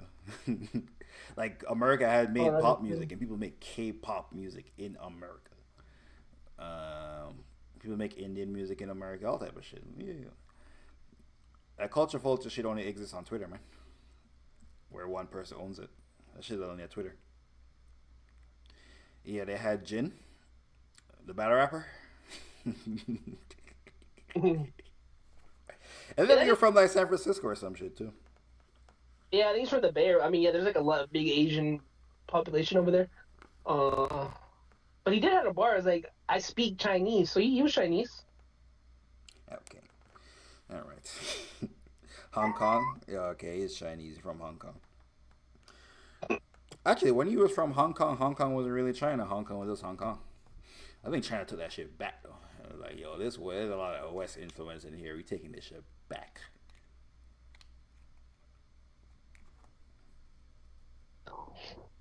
China. Wait, is China really a bad place to live in? No, China is pretty great. You Oh just yeah, I was about to say. Yeah. yeah. Like there's nowhere this bad shit that happens in China would not happen to anyone with who like just lives their regular life. The shit we see from China is imagine you're just like videotaping the. Imagine if there was you're watching the news and they're just like reporting on every bad thing that happens in every white trash neighborhood and every hood. That's basically the equivalent of what you see in China. And then they put a gaze over it. Like in China, they be like, it's communist. Niggas is broke. But in America, they're just like, niggas be broke, yo. They just frame it different. Yeah, it's kind of framed different. Like, in China, they don't care about their workers. And then in America, niggas like you will defend Amazon. Like, no, what do you mean? They treated me good. I mean, like in Quebec, the Amazon they unionized. They didn't try to unionize. They unionized because in Canada it's easier to unionize than in America. And they unionized in Quebec, and Amazon was like, you know what? Maybe we don't need to have the distribution centers that we have. We'll just close all of those down for like a week, and reopen smaller ones that don't have no unions in them. So niggas finessed it, which is illegal, but because it's Amazon, niggas not doing shit because it's Amazon. But they basically closed down fucking Amazon in the province for like a week, then reopened it. Fired everyone. How do niggas want same day delivery at 5 o'clock when unions, bro? Yep. Come on, bro. Exactly. So you want same day delivery, bro? Your time is valuable, right? You can't go out there and go shopping. You gotta be working from home, doing shit with the kids. Oh, apparently the Epstein list came out. Do you see that shit? They redacted all the names. You couldn't say nobody's in it. No, the list. I seen Fox News pump faking. I seen that lady's interview. The reporter was asking her, so we're gonna get. Well, yeah, she was like walking around the question, and I'm like, why does this seem like it's not a straightforward answer? So I was just like, bro, this shit's not. It didn't come out, right? Part 1 came out. Most of the names are redacted. And they released it in like Trump released it in like the worst possible way. They released it to like Twitter, like the big conservative propaganda Twitter pages. He like invited them to the White House and gave them like a binder with names in. They rolled out the pedophile list like publicity. It was terribly rolled out. The names on it, no one gives a fuck about because them niggas not famous. We already know all the famous people. Bill Gates, we already know Bill Gates was there. We already know Bill Clinton was there. We know Trump was there. We wanted to see the sheet log though to confirm it. I think the flight log came out a long time ago. That's how we knew about Bill Gates, with the flight log. That's how the Bill Gates thing came up with evidence. It was took mad flights on the plane. But I think apparently Trump had like 6 different Epstein phone numbers. I think it would change phone numbers and Trump would get the phone number early. Yeah, but like no one gives a fuck. Niggas was just lying like they care. No one cares. What's no one famous, like you said, yeah. If it wasn't gonna be like a big name or a big hit piece, what's the point? Like niggas was like, oh, we care about the children. Niggas did not care at all. And Trump rolled it out like a fucking album, nigga. Like a nigga rolled it out like he's promoting something. So, you know. I'm gonna say, yo, here's the credits. You know anyone that lost their job? You know any DEI hires? You know any white women? I think mostly white women be losing their jobs. No, why? What do you mean? Why women lost their job? What do you mean? Oh, do you know the DEI? A lot of people got fired because their jobs wasn't really useful in the market. Oh, I did see that in shit. I lost their job. You know what's crazy? I did see that on Twitter, but I'm like, is this a real thing? Yeah, it is a real thing. A lot of people are getting fired. They fired a lot of people from the IRS. They fired a lot of people. A lot of people getting fired. But Elon Musk is supposed to be giving us 5,000 in like Dogecoin, right? Alright. Wait on it, nigga. Hold your breath. Nigga said March 1st. So I was like, okay, you're making all these cuts. Yeah, apparently he's gonna take like 20% of the cuts and just give it back to the people, which these were the same niggas that's like against handouts, by the way. But you know. Hey man. I'm like, Hey man. I mean, I'm gonna keep it a band. The IRS, bro, I'm behind taxes and shit. I was waiting on a tax return. Oh, you part of it. Because like 2 years I fucking paid. Or 2 years I had to pay, I didn't pay or whatever, so they just garnished my return and shit. I was supposed to get a little small return this year. They just garnished it, so hey man, fire them people. They doing their work a little bit too good, you know? You know, the IRS. I mean, and the IRS kind of sucks too, like trying to get a hold of them or whatever, talk to people. You'd be like, hey, I'm trying to work out on a payment or whatever. They'll be like, oh, this is your price. You have to pay $250 a month. I'm like, I don't got it. They're all like, so why'd you call? I'm like, what the fuck is this? It's a great question. Great question. And I think it's cool. Because I'm trying to work on a payment plan. I'm trying to get my shit together. What the fuck do you mean? Money to pay, what you call it, nigga? Bro, if I had the no, nigga, I'm thinking like, oh, $100, $250. I'm like, we can't work with this. No, like just dead serious. And I'm like, the fuck is this, fool? Like, nigga, if I get a speeding ticket, I can go talk to the judge here and not be like, oh, I don't have enough to pay or whatever. They'll be like, okay, we're gonna set you on a payment plan. I think if I get on a speeding ticket, I'm a hazard. You know, I'm driving over 80 miles an hour, 10 miles over the speed limit. I can get a reduce on that. But you niggas on taxes are being fucking stiff-arming me, and then you niggas are charging me high interest rate on this shit. So you guys are like, no, you can't pay, so we're just gonna keep charging you interest rate. I'm like, so you guys don't want your money back. It's like they'll just be happy charging you interest rate. These niggas are a credit card company, pretty much, bro. Nah, I mean, I'm cool, bro. Like, I'm keeping it a band. What does the IRS do that, like, fucking, like, other than... I've never seen someone say thank God for the IRS. Well, no, because the IRS collects taxes, nigga, so no one likes them. But, I mean, without the IRS, the government doesn't have any money. Oh, yeah, I know. It pays for roads and all that. The reason... That's why Trump is... That's why he's trying to tariff other countries, right? He's trying to make more money circulate around America. Without the money leaving America, but it doesn't work like that because you got to pay people more in America to make things, which is why you import shit. So. Yeah, but they say like that's like a 10-year plan though, and in theory it should work. It never works unless it only works for, so like it everything that it works for, they already tariff. Mm-hmm. Every country tariffs, like so is the reason there is no electronics. You never see a Chinese electric car in America because it's like 100% tariff on Chinese electric cars. Because America has its own. America has Ford. America has Tesla. So if the Chinese cars come in, because the Chinese electric cars apparently are fucking amazing. I've seen videos of them. They're amazing, yeah. And everyone who's ever driven one, they're like, this is way better than Tesla.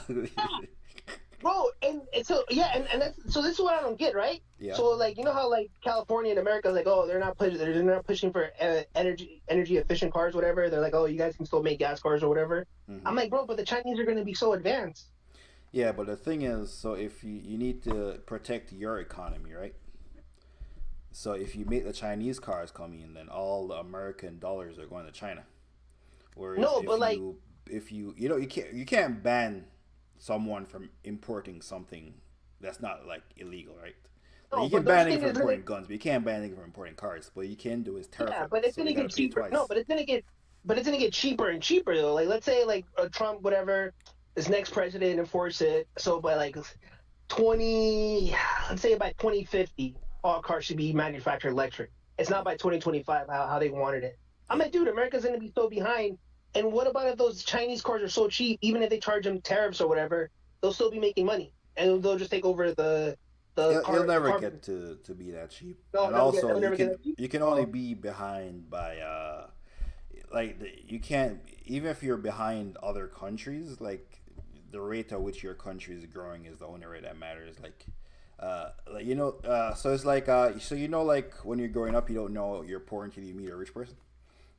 Yeah. Yeah, exactly. Like you don't know if you don't know what niggas is doing in Japan. Like when I was a kid, nigga, I didn't know Japan looked like that. Japan looked mad cool. Like Japan is way more technologically advanced than anywhere in North America, but it doesn't matter. It just looks cool when you see a video about it. But when All I was a right. kid, So Japan had the shit you could put the bike in, and then the bike would like you could ride your bike to work, and park it in like a carousel that would go underground. And the shit where you put your bike in, the shit would take it in and go spin it around and go underground. That shit was amazing. When I was a kid. so Honda's made by what, China or Japan? Japan. So how did Japan do it in the 80s when the gas was prices were so high and Honda came in and took over, and how did they do it then? Well, what do you mean? Wouldn't that be Wait, the what same question thing are with you asking? electric cars? So Like, why is Honda pretty Honda much thought allowed to compete with Ford? Is you're asking? yeah, like no, they found an opening or whatever, right? Because gas cars were so expensive or whatever. So Honda made a gas saver, and that's how they took some of the market from America. But they're imported or whatever. So wouldn't it be? Isn't it kind of the same thing with It's could not. happen with electric cars? I think one, it was a different time, but two, Honda doesn't have a strategic advantage over Ford. Like there's nothing Honda is really doing that is just so much of an advantage of a Ford that you gotta stop them. Like a new Civic is not. Like you buy a Ford. Yeah, A Ford Focus is cheaper than a Civic. Ford Focus. Yeah, you can buy a Ford Focus. The But shit they that took China the, is doing with electric cars, they're more but advanced aren't and they're more yeah, but aren't they? cheaper No, than Teslas and they're cheaper than Fords. So if you but fill aren't the they? American market with Chinese cars, that means Ford is gonna lose money, Tesla's gonna lose money. Aren't they afraid of that though? They're gonna like they'll take some of the percentages away from like the consumers are providing for right now. Wait, what do you mean? They won't take away the whole market.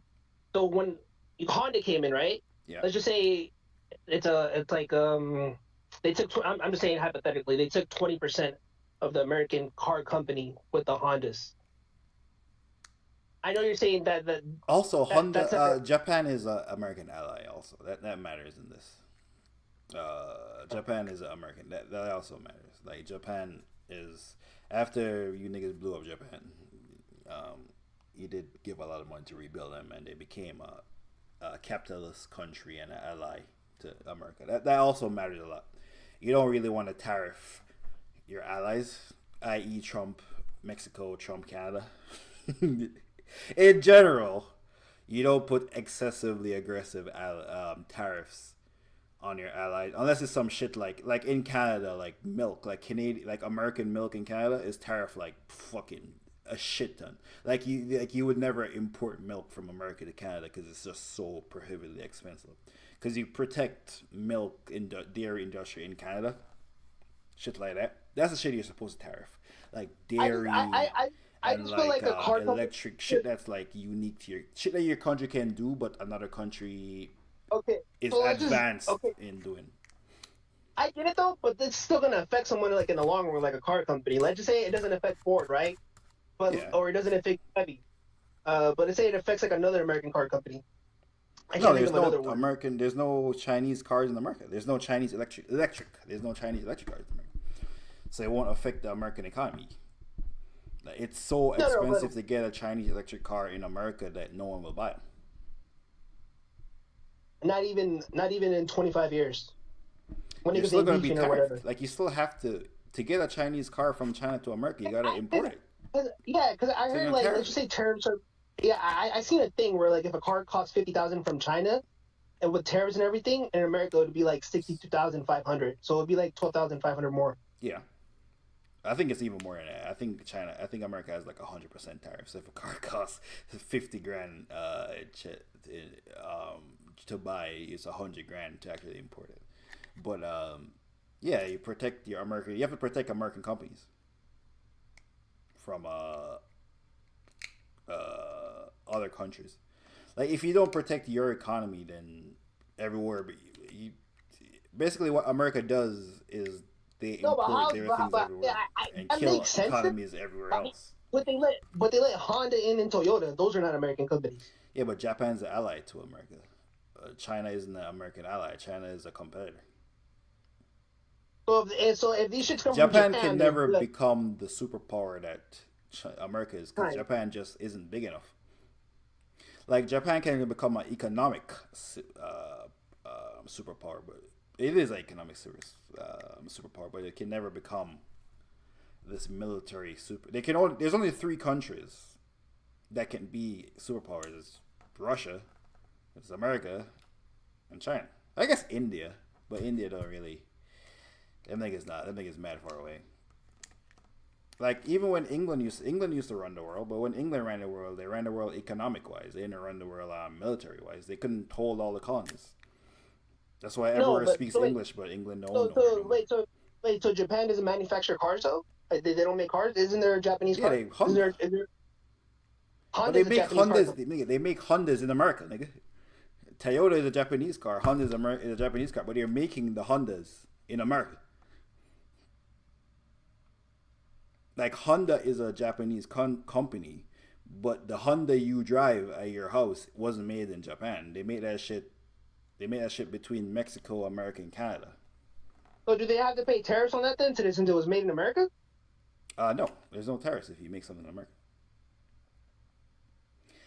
There will be the new tariffs that Trump's. Yeah, the new shit that Trump is doing, because how they make cars now in America is they make the engine in Mexico, they make the body in America, they make the fucking glasses and shit in Canada, and it goes across the border like a fucking 20 times.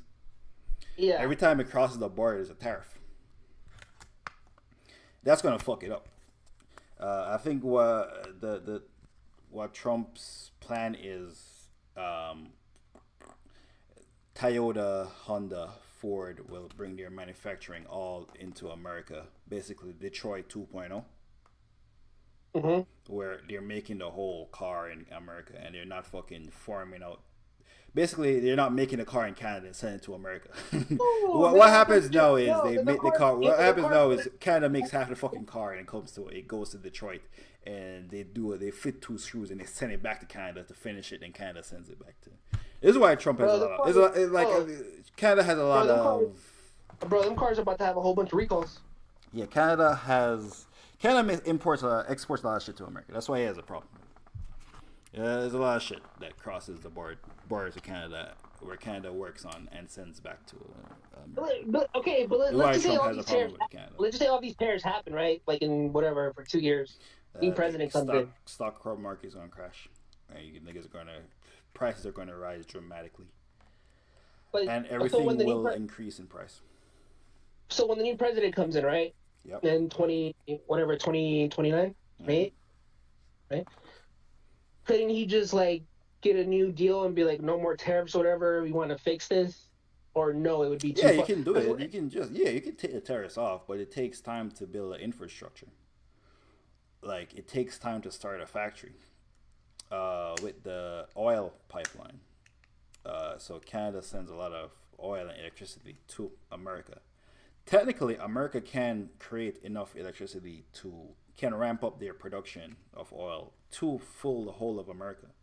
They don't, because it's literally cheaper to ship oil from Ontario. Ontario is on the border of Minnesota and the whole northeast. The whole northeast is on Ontario. It's way cheaper to ship electricity from Ontario to the north of America than it is to go from the south of America and move electricity up, because it's way closer. That's why they do shit like that. Like, Canada buys oil from America, even though Canada also sells way more oil to America, because it's easier to ship oil from places in Southern America to Southern Canada. So realistically, Trump's not gonna have the infrastructure to even be able to make all this happen, right? In 3 years. Like, even if everything Trump is saying, best case scenario was to play out, it would take like 8-9 years for it to play out. Like Trump would not. It would take very long for it to play out in the best case scenario.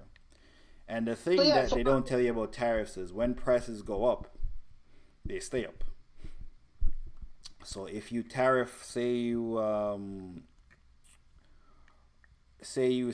there's a Honda and there's a Toyota, and you tariff a Toyota, so now the Toyota goes from 10 grand to 15 grand. The nigga who has the 10 grand Honda is selling his shit for 15 grand also. It never, like, you know what I mean? Like, there's never a guy who can make more money on the thing who's like, you know what? I'm not gonna go for the more money. If something costs 15 grand for one thing and the equivalent thing costs 10, the shit that costs 10 always goes up in price because the person who's selling this thing that costs 10 wants to make more money. So it never really works out. It's like it's more of like just an economic it's an economic theory that doesn't work in real life. Like So I mean, so realistically, the economy might just be shit. Like car prices might go up and shit for like 3 years. Everything's going up for like 3 years. Stock market's gonna go down because people are the new president comes in. New president comes in. They've worked this out. Yeah, everything. Then it's gonna get going again or whatever. So he's pretty much just gonna stall the economy and shit. Yeah, basically he's gonna stall the economy. Which is like every month, like the tariffs that he's threatening, like every month he's like, oh, like he was threatening this shit from when he became president. It didn't happen in January, and it's like, oh, we're doing a 1 month extension. It didn't happen. The 1 month extension. There's gonna be a thing on Tuesday. It's probably not gonna happen on Tuesday. It's gonna be another month So you're just like dragging this thing down to try to bully people, and everyone knows that you have a time limit on how long you can be in the White House. Like everyone knows this. Like politicians in America aren't like smarter than politicians nowhere else. Nigga. To become the leader of a country, you're pretty fucking smart. So like, it's gonna drag it down. Yeah, like. Yeah, drag it for 3 years.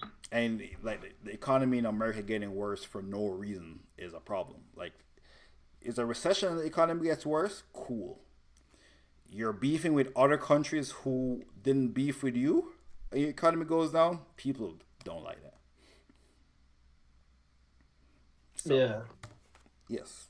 Prepare for higher prices in the coming years. Save your money.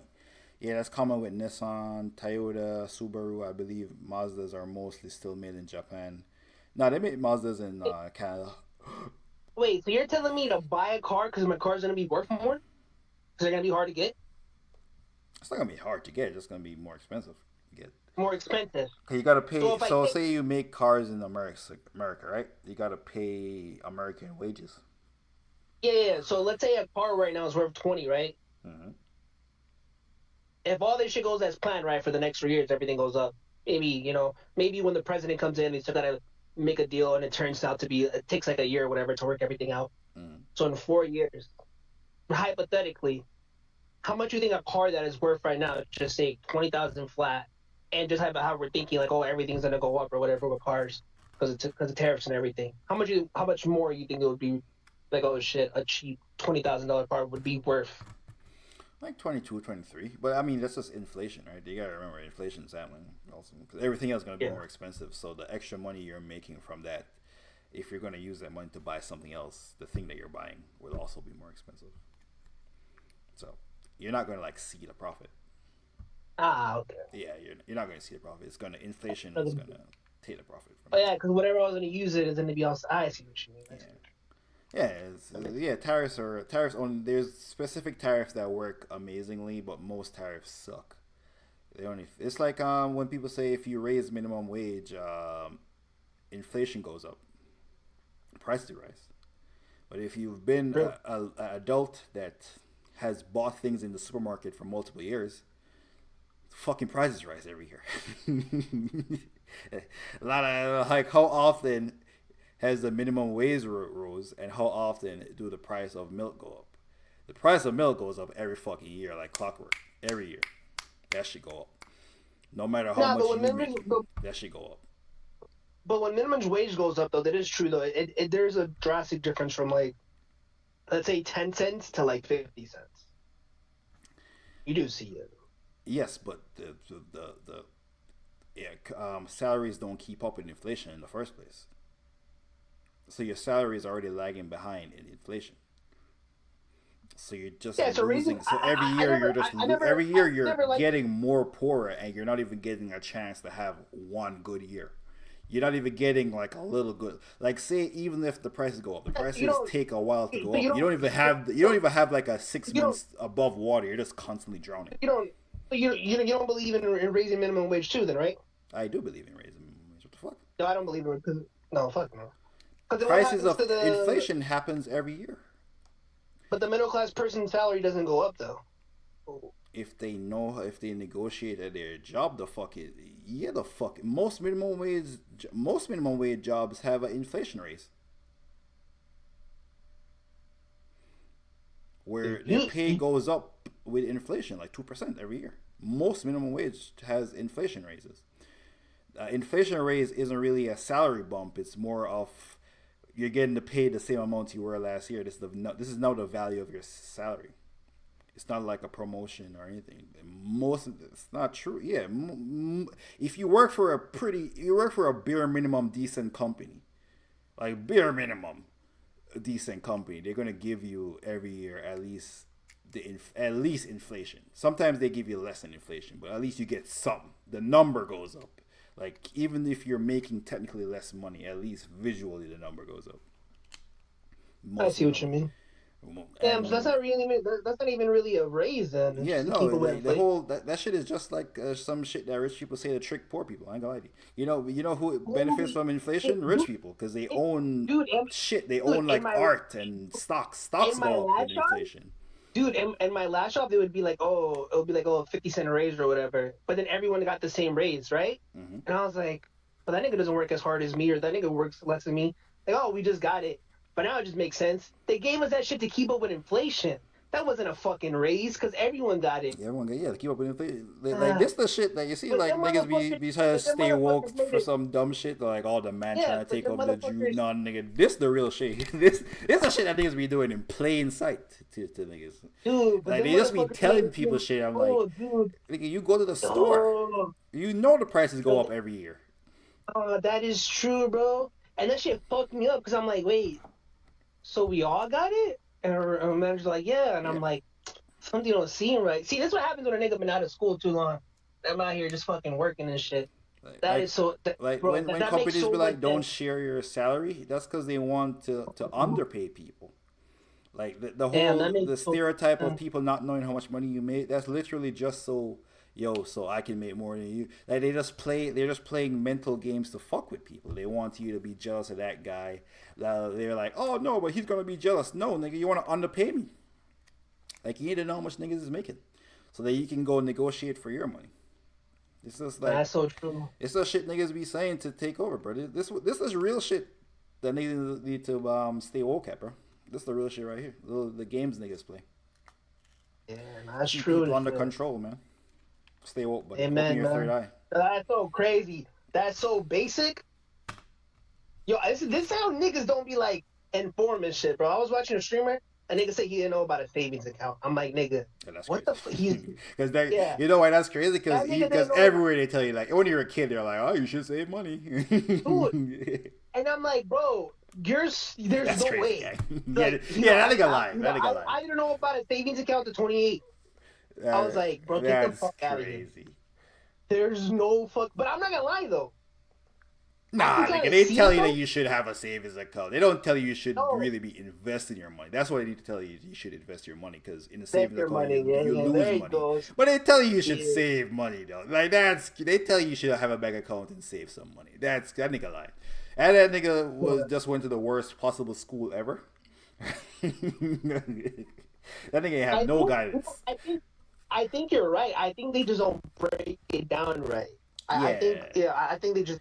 They don't tell you that saving your money makes you lose money. I think he's confused. Inflation. Yeah, I think he's confusing investing with saving. Yeah, it got to be investing.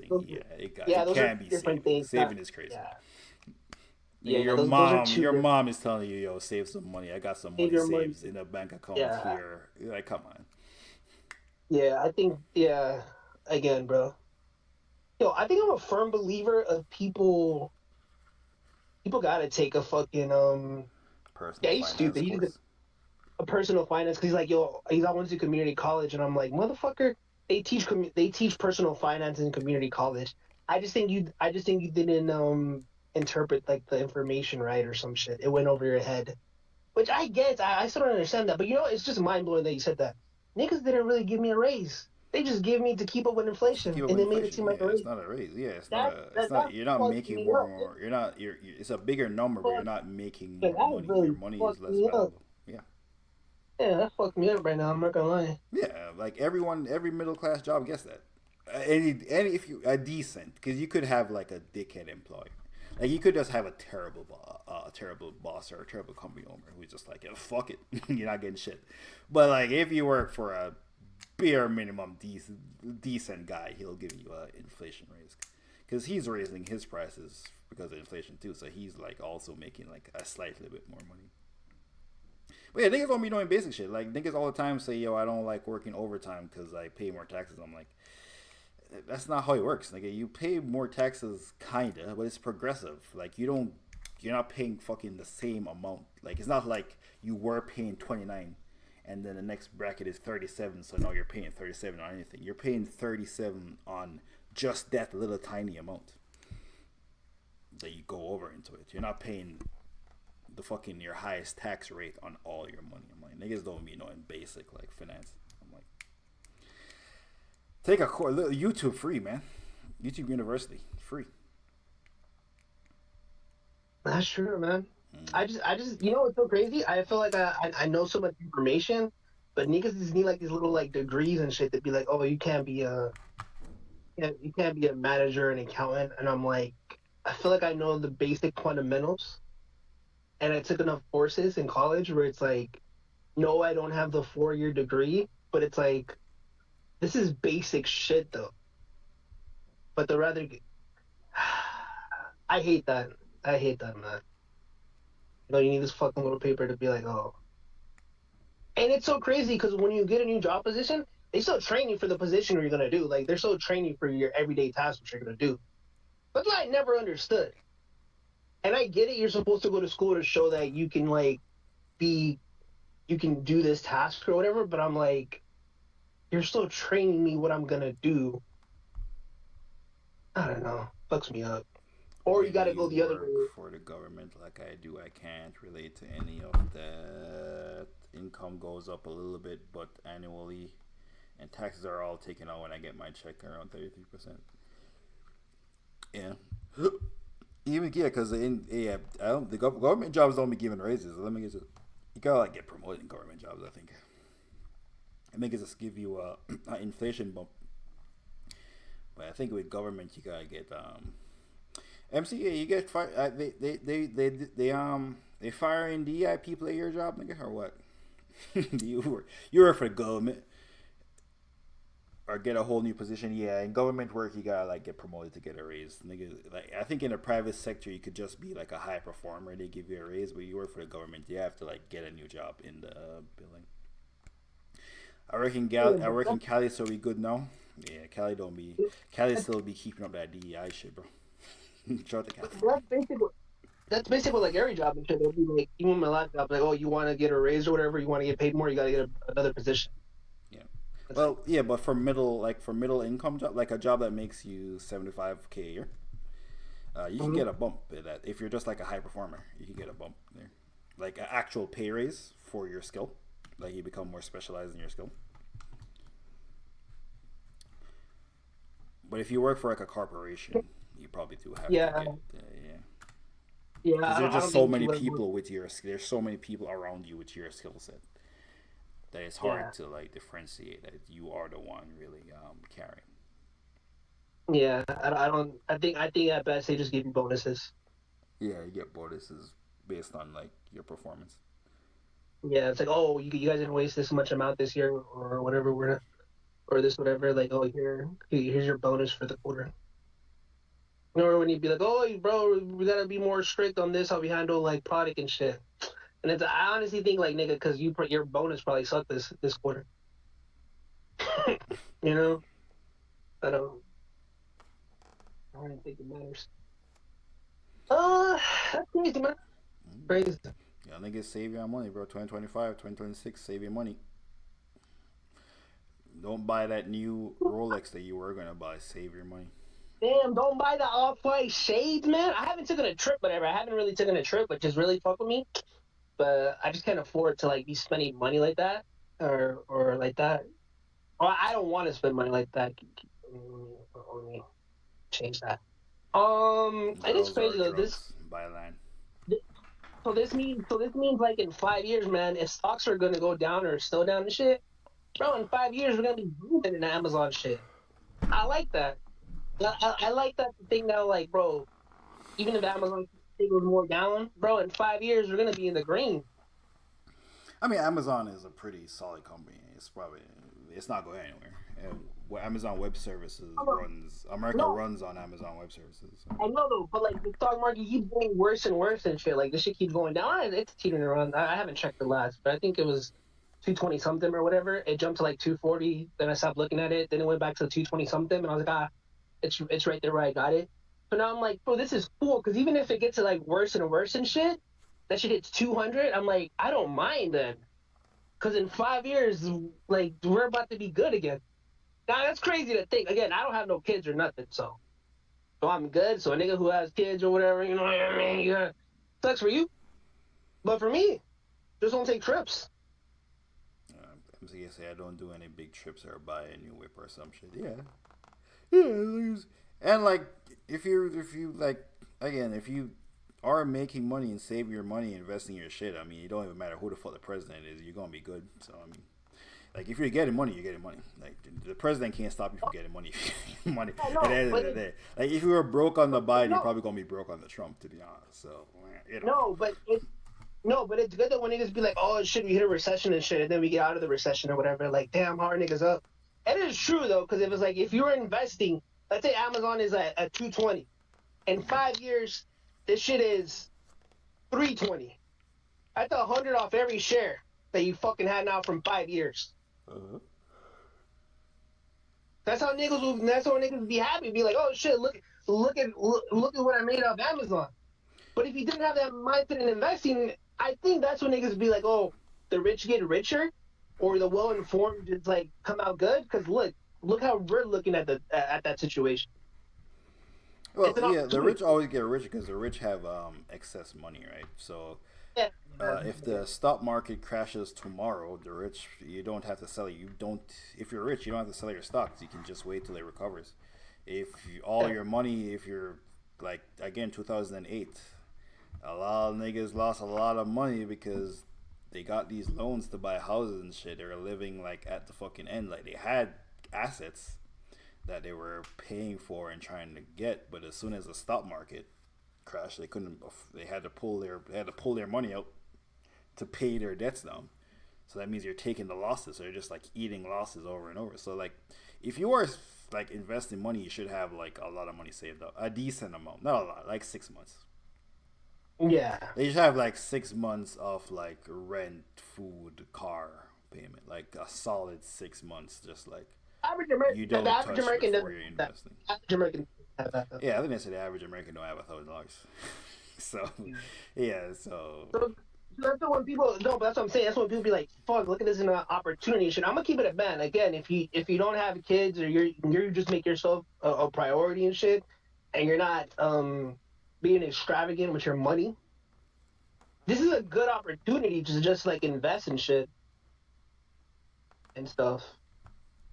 To be honest, I might really be poor for 5 years. Not crypto is even down poor, on the but Trump too, by the way. Shout out to your boy Trump. Crypto down under that nigga too.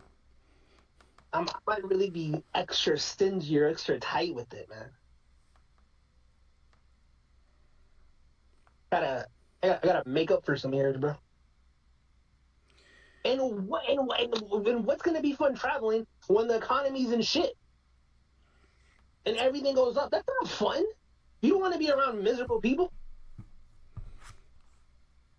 Yeah, I mean, well, again, if you have enough money, the economy doesn't affect you. But so, But even like the middle class person, though, I'm gonna be honest, man. Even if shit's up, I know people are still gonna find a way to travel though.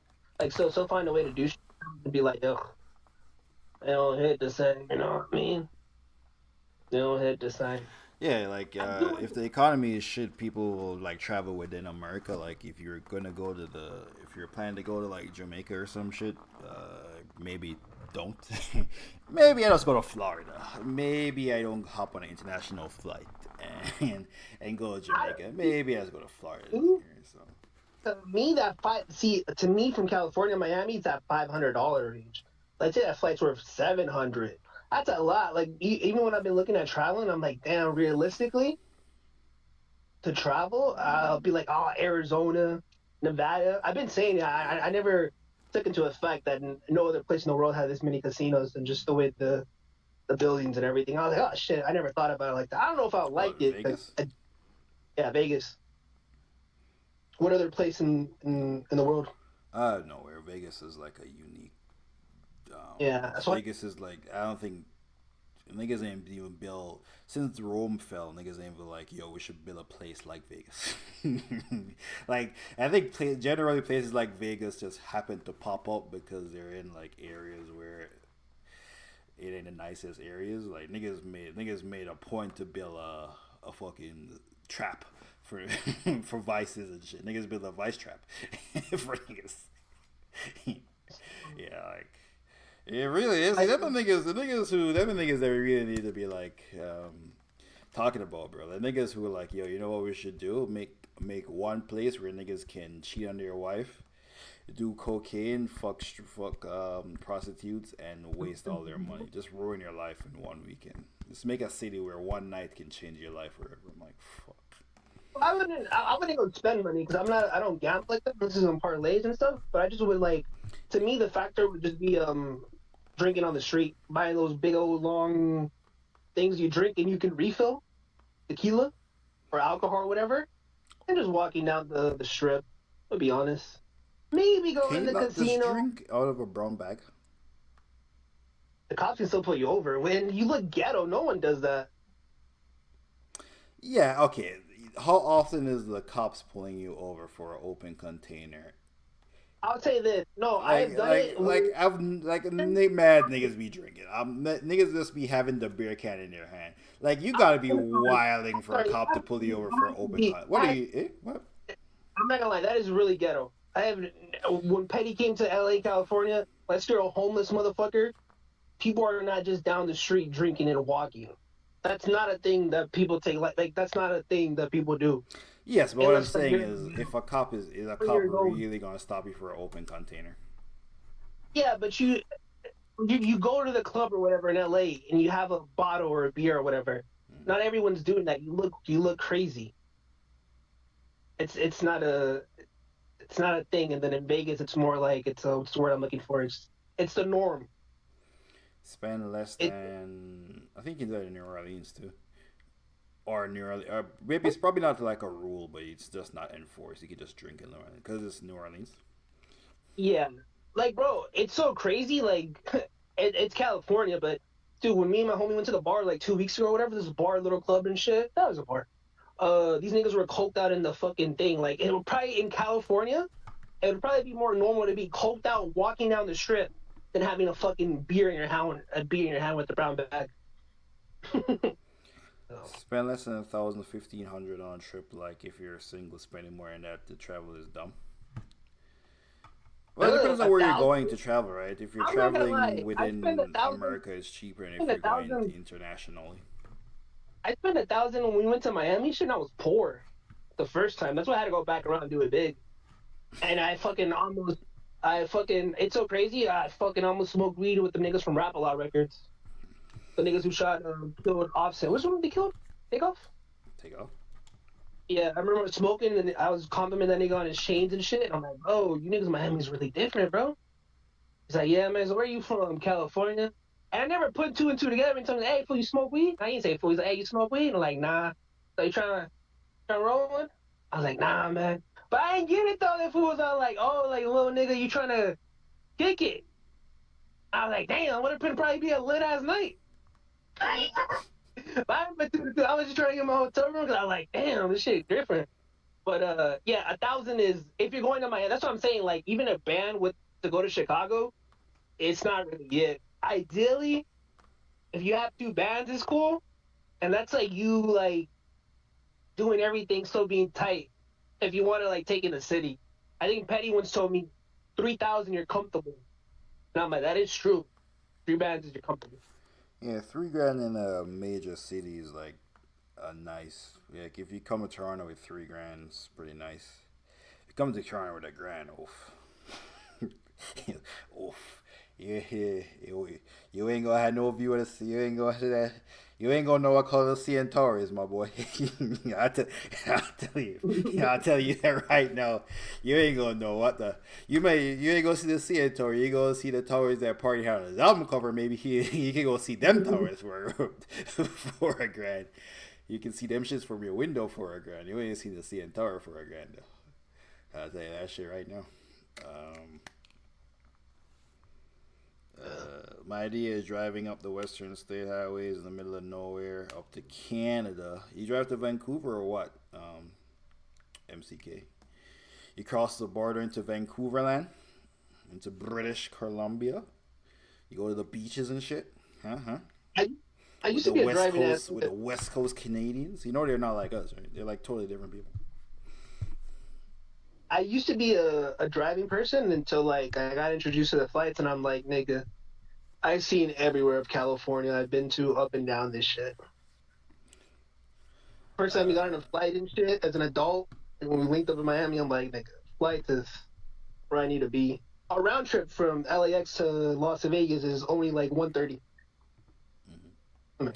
Vancouver is so goat. I mean, according to the people from Vancouver, they're like, it's the greatest place ever. It's like, it's in Canada, so you get all the benefits of being in Canada, but it's not cold. It does rain a lot, but it's not cold. You got beaches, actual nice beaches. Was like Seattle or like Oregon? Is it like the Oregon of Seattle is close to Vancouver? Yeah, it's on the west coast. Oh, yeah, you didn't make it sound like the weather. But Vancouver is but Vancouver is like a more advanced city than Seattle. Like Vancouver is like a very advanced city. Vancouver is like a Vancouver has like I don't think they got 2 million people. They probably got 1.5. No, I think Seattle's advanced. Aren't they like a tech company too? No, I don't mean advanced like tech wise. I mean like advanced is I use the wrong word, not advanced. Like a major city. Oh. There's the vibe of a major city. Yeah. Yeah, like as Seattle, in Chicago, probably. like Chicago. You went to Chicago. You went to Miami. Miami ain't like Chicago feels like a big city. Like Miami feels like a nice place to be. Party Island. Right? You know what I mean, right? Like Chicago feels like a city. With fucking noise and dirty and dusty and loud, whereas Miami is more of a chill vibe. Oh, I don't think you were there on the phone. I think I was talking to Pelicans when we squashed the beef and Betty. I'm like, nigga, I feel like I'm in an episode of Ninja Turtles, bro. Look at these fucking look at these I don't even know how to explain them. Not the halls, but just the buildings, just the way they were like built or whatever. I'm like, dude, this is fucking crazy. You're talking about Chicago? Yeah. Vancouver's population now exceeds 3 million people. God damn. Vancouver just passed 3 million. I think Toronto knocking out like 4. I think Seattle used to be cool too and shit, but I think I don't know. I think Seattle's like one of the highest places for minimum wage. I mean, because it's super. Yeah, it's like a nice, super progressive place. Clean, yeah. Very clean, very raise your family there. Very good upbringing. None of that rah shit. Yeah, I remember when they first rolled out Amazon first rolled out no cashier person, that store where you just weigh shit. The first one, I believe in America, was in Seattle. Vancouver tech is irrelevant. Yeah, tech was the wrong word. I meant I made technology like how niggas used to use technology before before IT was the biggest thing ever. I meant like Vancouver is like a major city. Like you go to Vancouver and you feel like you're in a major city. Like you go to New Jersey, you're like in a major city, or Boston, you're in a major city. Whereas you go to Seattle, you're in a nice city. Or you ever see? I've seen the pictures of Kansas when they be doing the Chiefs video. I'm like, is this even a city? How did this fucking place get a goddamn football team? What the fuck? Seattle isn't that clean, but it's better than last time. I mean, it's cleaner than LA, no? I was kidding. In like San Francisco, like it's clean for the size of place it is, no? Or do they have that shit where all the homeless are on the street? Seattle does seem like a place that would have like injection centers. Now that I think about it, it's like San Francisco. Damn, the homeless everywhere. Damn. You ever seen them videos of niggas on YouTube? Like they're like on their like electronic scooter, just with their camera out, filming the homeless people in San Francisco. That shit looks so crazy, nigga. I'm like, damn. I saw. You know what's crazy? The people from San Francisco, like, yo, because when they had the All-Star game, they had it in the old Oakland Chase building. They'd have it in the new one they built, and it's like, yo, look at this, no homeless anywhere. They're rolling down the street. Like, I see what you did, NBA, bro, and that shit was clean as fuck. Get them niggas out of there. Bro, in the winter in Toronto, bro, they all must be everywhere, nigga. Every step, any public property, bro. Them niggas just be anywhere in the winter, you know? Like on the sidewalk, mad sleep niggas in sleeping bags. I'm like, fuck. The homeless shit be fucked up everywhere, gang. In the winter too, I'm like, I can't imagine niggas is homeless in -10. Niggas got a tent, a sleeping bag, and a blanket. Just in the streets, bro, in the parks. I fuck with the homeless. It was rare with the homeless in Chicago and shit, where I was saying that. But they had their bubble coats and their kid. I was like, God damn. I'm like, here's $1, man. Coats? Yeah. Like clean bubble coats or just like clean bubble coats? That nigga was not homeless. Like, ain't no homeless nigga that has clean clothes. What? Yeah, they probably could have make rent or something, but I'm like ain't no goddamn homeless person got a clean bubble coat. But they had their kid with them, man. They sleep on the ground. Huh? That nigga was not homeless. They were in the corner asking for money. Nigga wasn't homeless. Nigga was just begging. Nah, begging don't mean you're homeless. That is true. When I mean homeless, I mean like niggas who walk around with their sleeping bag.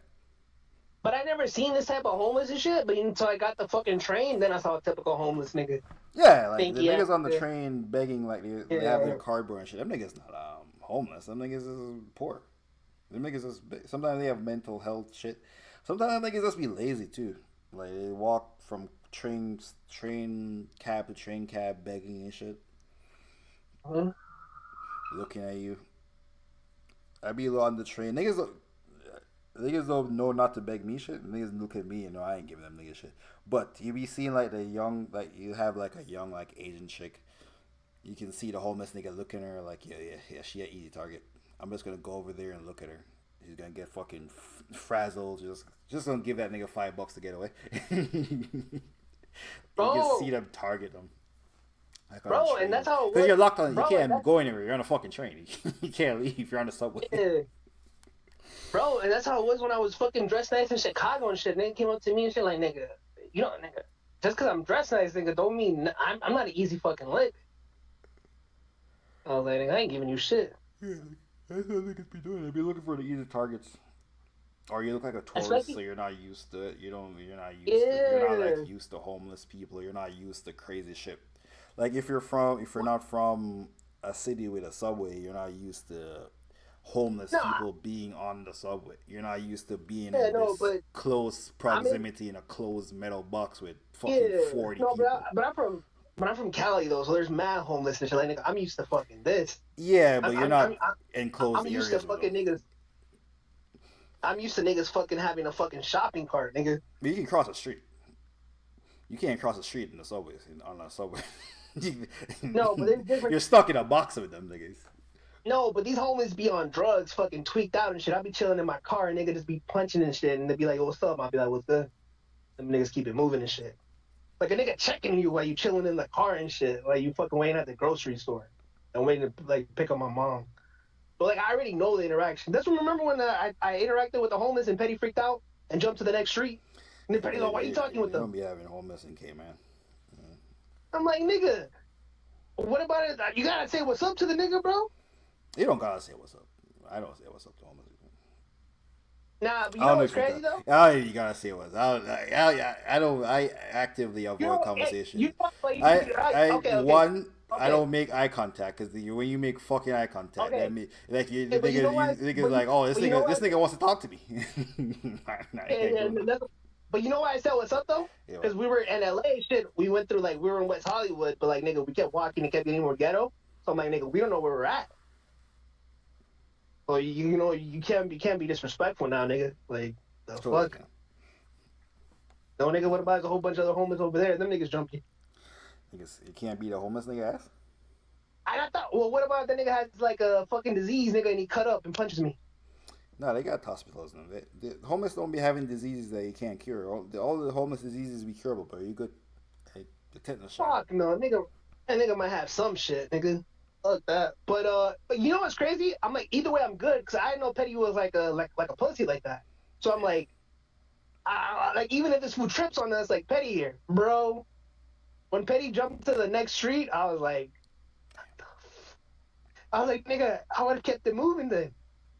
I know that was the mover on and shit. But even then, when I was in LA and shit, I went to the game. Niggas like, oh, I just got out of jail. Let me hit your vape. I'm like, bro, I'm not letting you hit my vape. Like, a nigga's gonna put his lips on just a random person's vape. Yeah, you vape niggas are different, yo. No, bro, I don't even vape my own homie. You can't have a waterfall of vape. You gotta put your mouth on it. That's crazy. Oh, I told him no, and he said I just got out of jail. I'm like, that's what's up. And he told me like, oh, I know where I can get it. You can get in for free.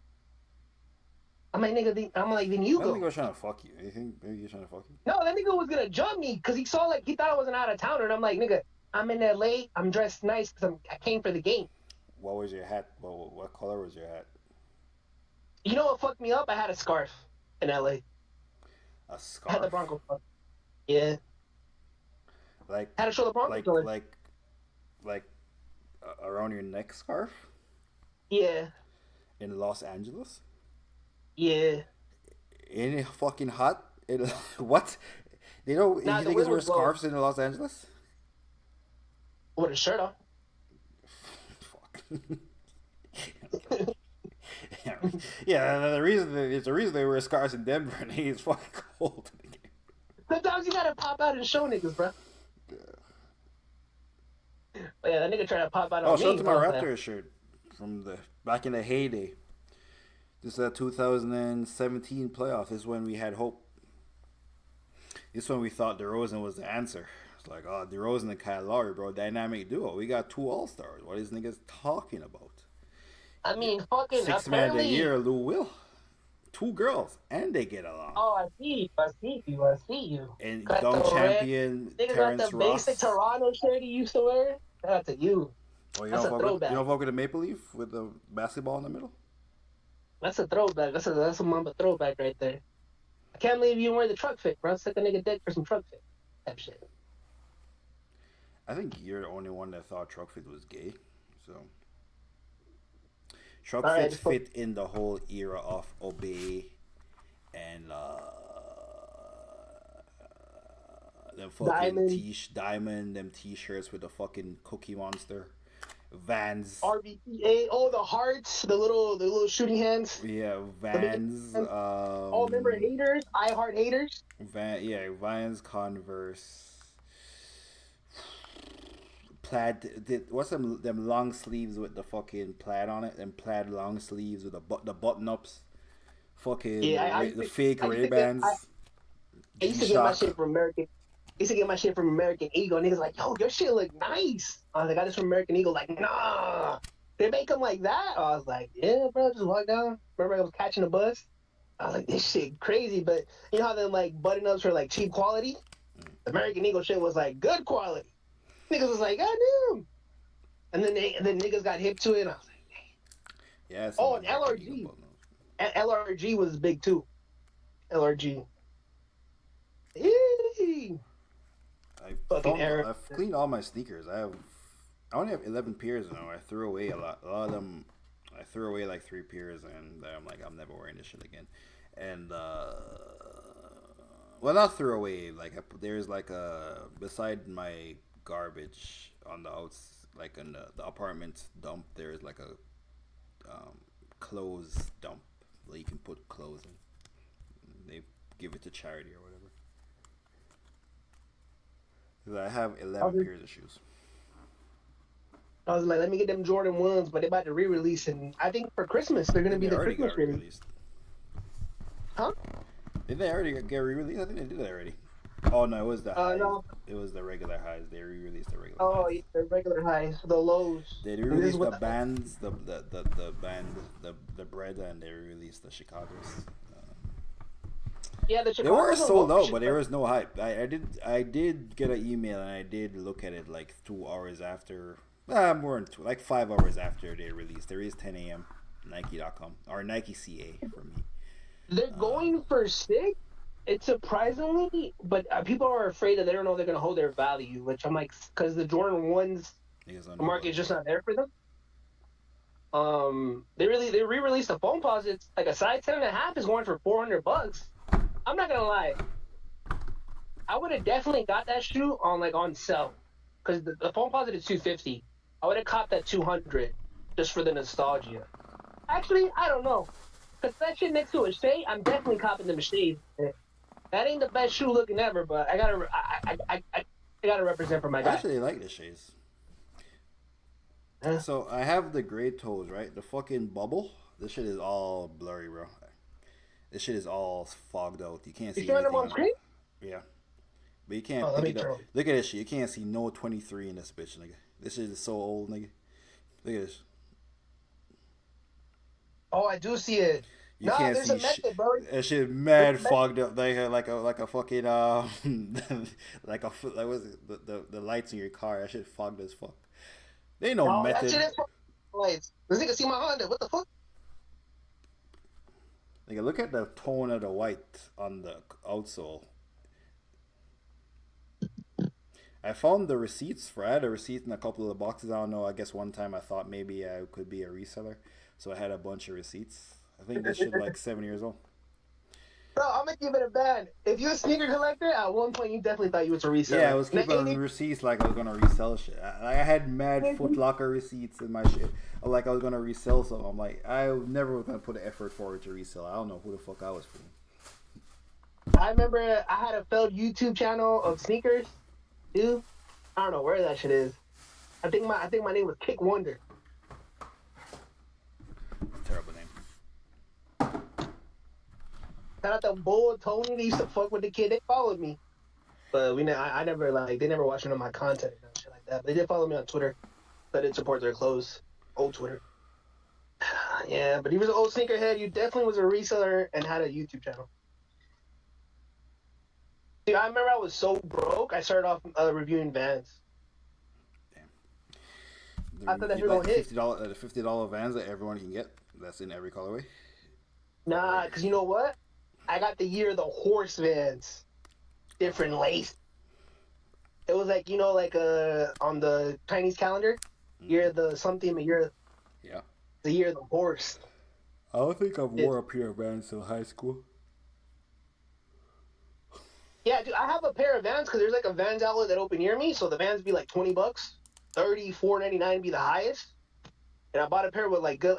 I'm a sucker for leather. Like if it's like a good leather on the shoe and shit, I'm like, oh shit, like this is a good cut.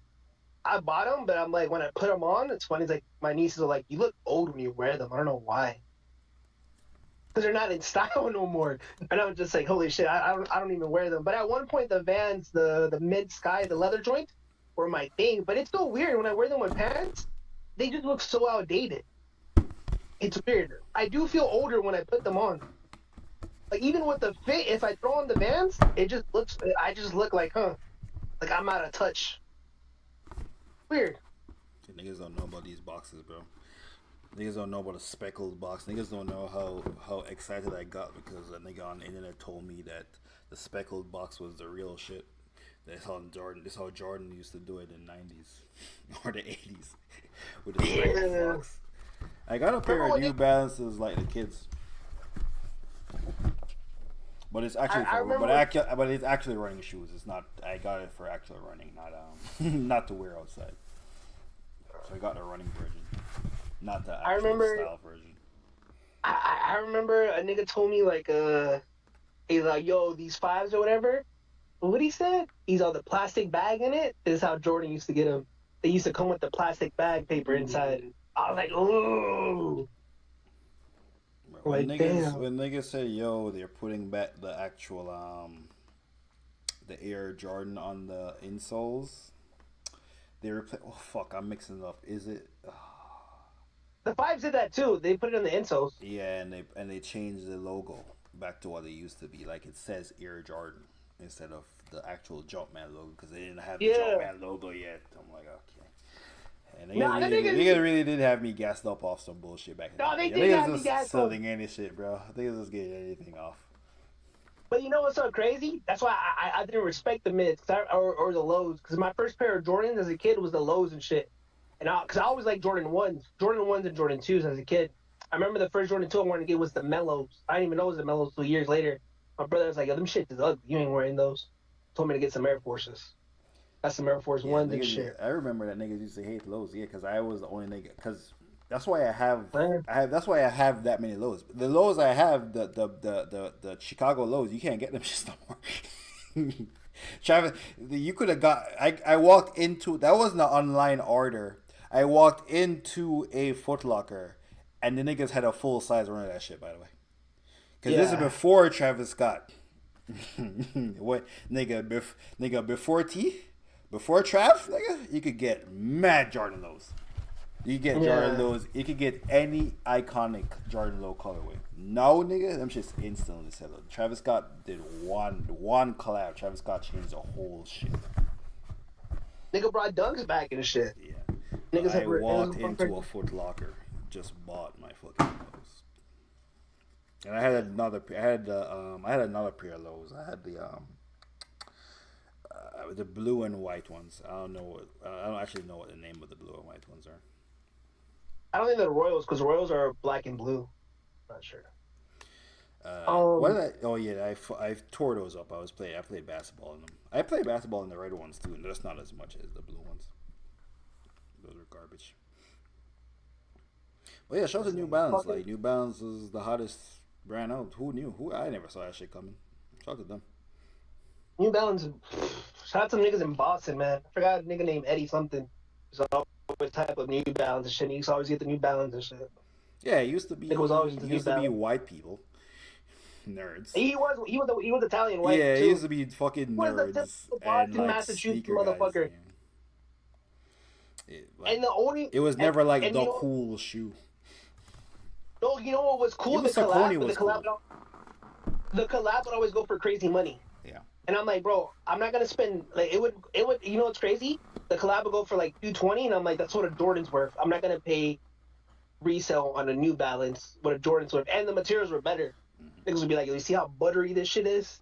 Yeah. Like, nigga, you can see my fucking my finger leaving a mark on the fucking nubuck or leather, or the nubuck, not leather. But yeah, the white boys definitely have the New Balances on lock. Yeah. I don't know who the first person to wear it and turn it into what it is. I don't know who put it on and then it was like. I think it's a sleeper. I think the whites, and then just like people. I think people were just wanting like another shoe. Like, oh, here's a New Balance or whatever, comfortable, and then it just took over. Because again, how many times are you gonna wear a Jordan? You know, and that's what Jordan's doing. I think more people are just more acceptable to just wearing any brand now. Because even back then, if you're wearing a New Balance, niggas would kind of clown on you and shit. You have to be real comfortable with wearing New Balance. I remember when I went to go see Trav, you said was Saucony? I had a pair of Asics. I had the Asics gel some shit. Niggas did not know and shit. And I remember when I got in the mosh pit and my shit's glowed, niggas like, oh shit, your shit's glowing shit. I was like, oh, them shit's is hard. Niggas were dapping me up. When I was in line, I wasn't getting no looks like that. Like niggas did not respect Asics like that and shit. Now people are just more accepted to just like I guess like I think there's no uniform now. It's more you about being unique what you wear with the shoe. Nah, it's definitely a uniform. That A6 New Balance wave, that sneaker that's like the crowded, like the crowd. You know what I mean by crowded? Like a lot happening. Like the New Balance, like the New Balance with the lines running and then the mesh. You know what I mean, right? It has like yeah. That crowded look is the wave now. I feel like it went from like I feel like you had like more high fashion that were uglier versions of what New Balance do. I feel like that's what happened. I feel like it went to high fashion, but those are one expensive, two are kind of fucking ugly, and New Balance are like better looking versions of what they make in high fashion. New Balance, Asics. I think Asics is popping too. Yeah, Asics any shoe that looks like a lot. There's a lot going on, but it's not like bright colors. It's like a lot going on, but it's all like fucking different shades of gray. Yeah, it's just like that runner look mode. Yeah, runner look, yeah. It's that mode for sure. But yeah, but what Jordan's, I see what Jordan's doing. They're making the highs more limited, like the bands, and they're making the lows like they're mass producing the lows and shit. But they're doing the lows OG, like the swoosh is a little bit bigger, and it has the cut of like the OG, like the 85s. But they're just mass producing it, and they're trying to make the ones be more unattainable. But we'll see, man. I think the band again, if you want a pair of ones on the resale market, you can get pretty much any color for like $2 something, and that's insane. Like I'm not spending $200 on a shoe now, because I just have so much shit I got from like overseas. Shout out to my overseas plug, that I just don't see myself fucking paying. Like I have just like I wear my Travis ones. Like, I get so many compliments. I remember we went to the bar, me and the homie shit. Another like, cause we know the bar owner. Well, my homie knows the bar owner. I just tag along, and people gave me compliments. The next week we went, that nigga wore. He's like, "Yo, you want me to get dressed up?" I was like, "Yeah, nigga, just." He's like, "I told that nigga I'm gonna get dressed up." I had this shirt that like Travis wore in Coachella and shit, or this button up. See, all that shit clean. He's not licked on his feet. This nigga wore his Travis ones. So I got him the Travis ones too. And I'm like, nigga. So I have like mad shoes that just give me Yo, this nigga was glazing me at the bar too, by the way. Nigga was like, this nigga wants me to go to LA Sneaker Con on the 1st. Nigga followed me on Instagram and everything. Like, nigga, you wearing the Travs like that? Like, bro, come on, bro. Like, that's a $1,000 shoe. I was like, bro, I mean, like, I just wear it because like it just makes me feel good. I told him like I was just shooting the shit with them, like nigga. Like I believe if you have a good pair of shoes on, like that can make your day. He's all, but you wearing? It was crazy, man. A Travis Scott shoe does get you attention. He's like, bro. He's like, it's crazy. Like a Jordan, he's all like, because he was telling me, he's like, yo, we wear Jordans for like bitches and shit, all this, and it's always the niggas that give you compliments. I'm like, yeah, like unless this is a Trav, you wear the Trav. I think a Travis Scott is like the most popular. Anyone will give you a compliment on it. Yeah, women don't know what the fuck the Jordans are. I think the what? Women don't know what the Jordans are. So that's why most of the niggas. It's like if you have a fast car, it's for niggas.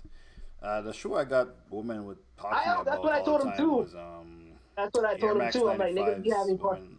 Girls like the Air Max 95s because they look unique and they're like. Well, the Volt color, the one that's silver and yellow. Yeah. I haven't had that shoe in a long time. I think I wore that shit into the ground. Bro, to me, you know what's crazy? I was never a big Air Max 95 person shoe. I know that shoe's iconic, popular, whatever, Air Max 95. A lot of people wore them. And to me, I just like, same thing with the Huarache. Remember when Huaraches were popular? Uh-huh. I bought it, we ended up returning it and shit, because I'm like, this is just not me. Back in the days when they were popular. I remember, so to me, I came to realize, like, niggas just love that Air Max 95 or whatever. But to me, very like, unique. I wasn't there when that, It's very unique. I wasn't there when that shoe came out, and also for the time, that's a performing running shoe. Like, drug dealers used to love to wear that shoe because you can run in them. Fun fact, one in LA gang culture. So to me, like for my generation, I love the Ultra Boost one, like the 1.0s, 2.0s. So I feel like Ultra Boost to me is like my Air Max 95. Like the technology and the advance of it. That's how I look at it. I'm like, dude, I just love the Ultra Boost because it's like if you were there for the Ultra Boost, you were there for it. I started thinking like I feel like I wonder how these like old niggas there when they were there when the Air Max 95 got released for the first time. You know. I did look at the price of my Raptors fours. They're like $400. People are like buying them on Gold for like $400. Like actually buying them, not like it costs this much. Like in the history. But it's Like, used though. You're used oh no, though. not for mine. Yeah, mine's used. I wear mine all the time. Like a brand new one. I didn't know Oh, they even went for over retail. I thought them shits would be retail. I didn't know niggas was buying them fucking. I had no idea that them shits would have value. It must have been mm, mad limited. I ain't gonna lie to you. yeah. Or it's probably a shoe that like it sat there and they released only a limited amount. People Yeah. that know, and then it's like, oh shit. Cause I think it was like supposed to be a big deal and it wasn't. And Yeah. like we're gonna roll it out and something happened and they scrapped the rollout and then it was just like, hey, it's a Raptor, but it got Drake's signature on it. So, like, is it a Drake shoe? No, really. It's just a Raptor colorway. And we're gonna do a thing where Drake, Toronto Raptors. We're scrapping this whole idea, but we're gonna sell the shoe anyway. But now you niggas got BI and shit. Yo, I'm surprised that Brandon Ingram signed an extension to the Raptors. I mean, the That nigga Raptors hated. um, Yo, outlook on the you know me. future is very bright. By the way, Scotty Barnes. If Scotty Barnes becomes what his potential is, which is Giannis Antetokounmpo with a jump shot. Uh, I mean, Scotty Barnes is already like a 20-point guy Like a versus 16, anybody. 18 point guy.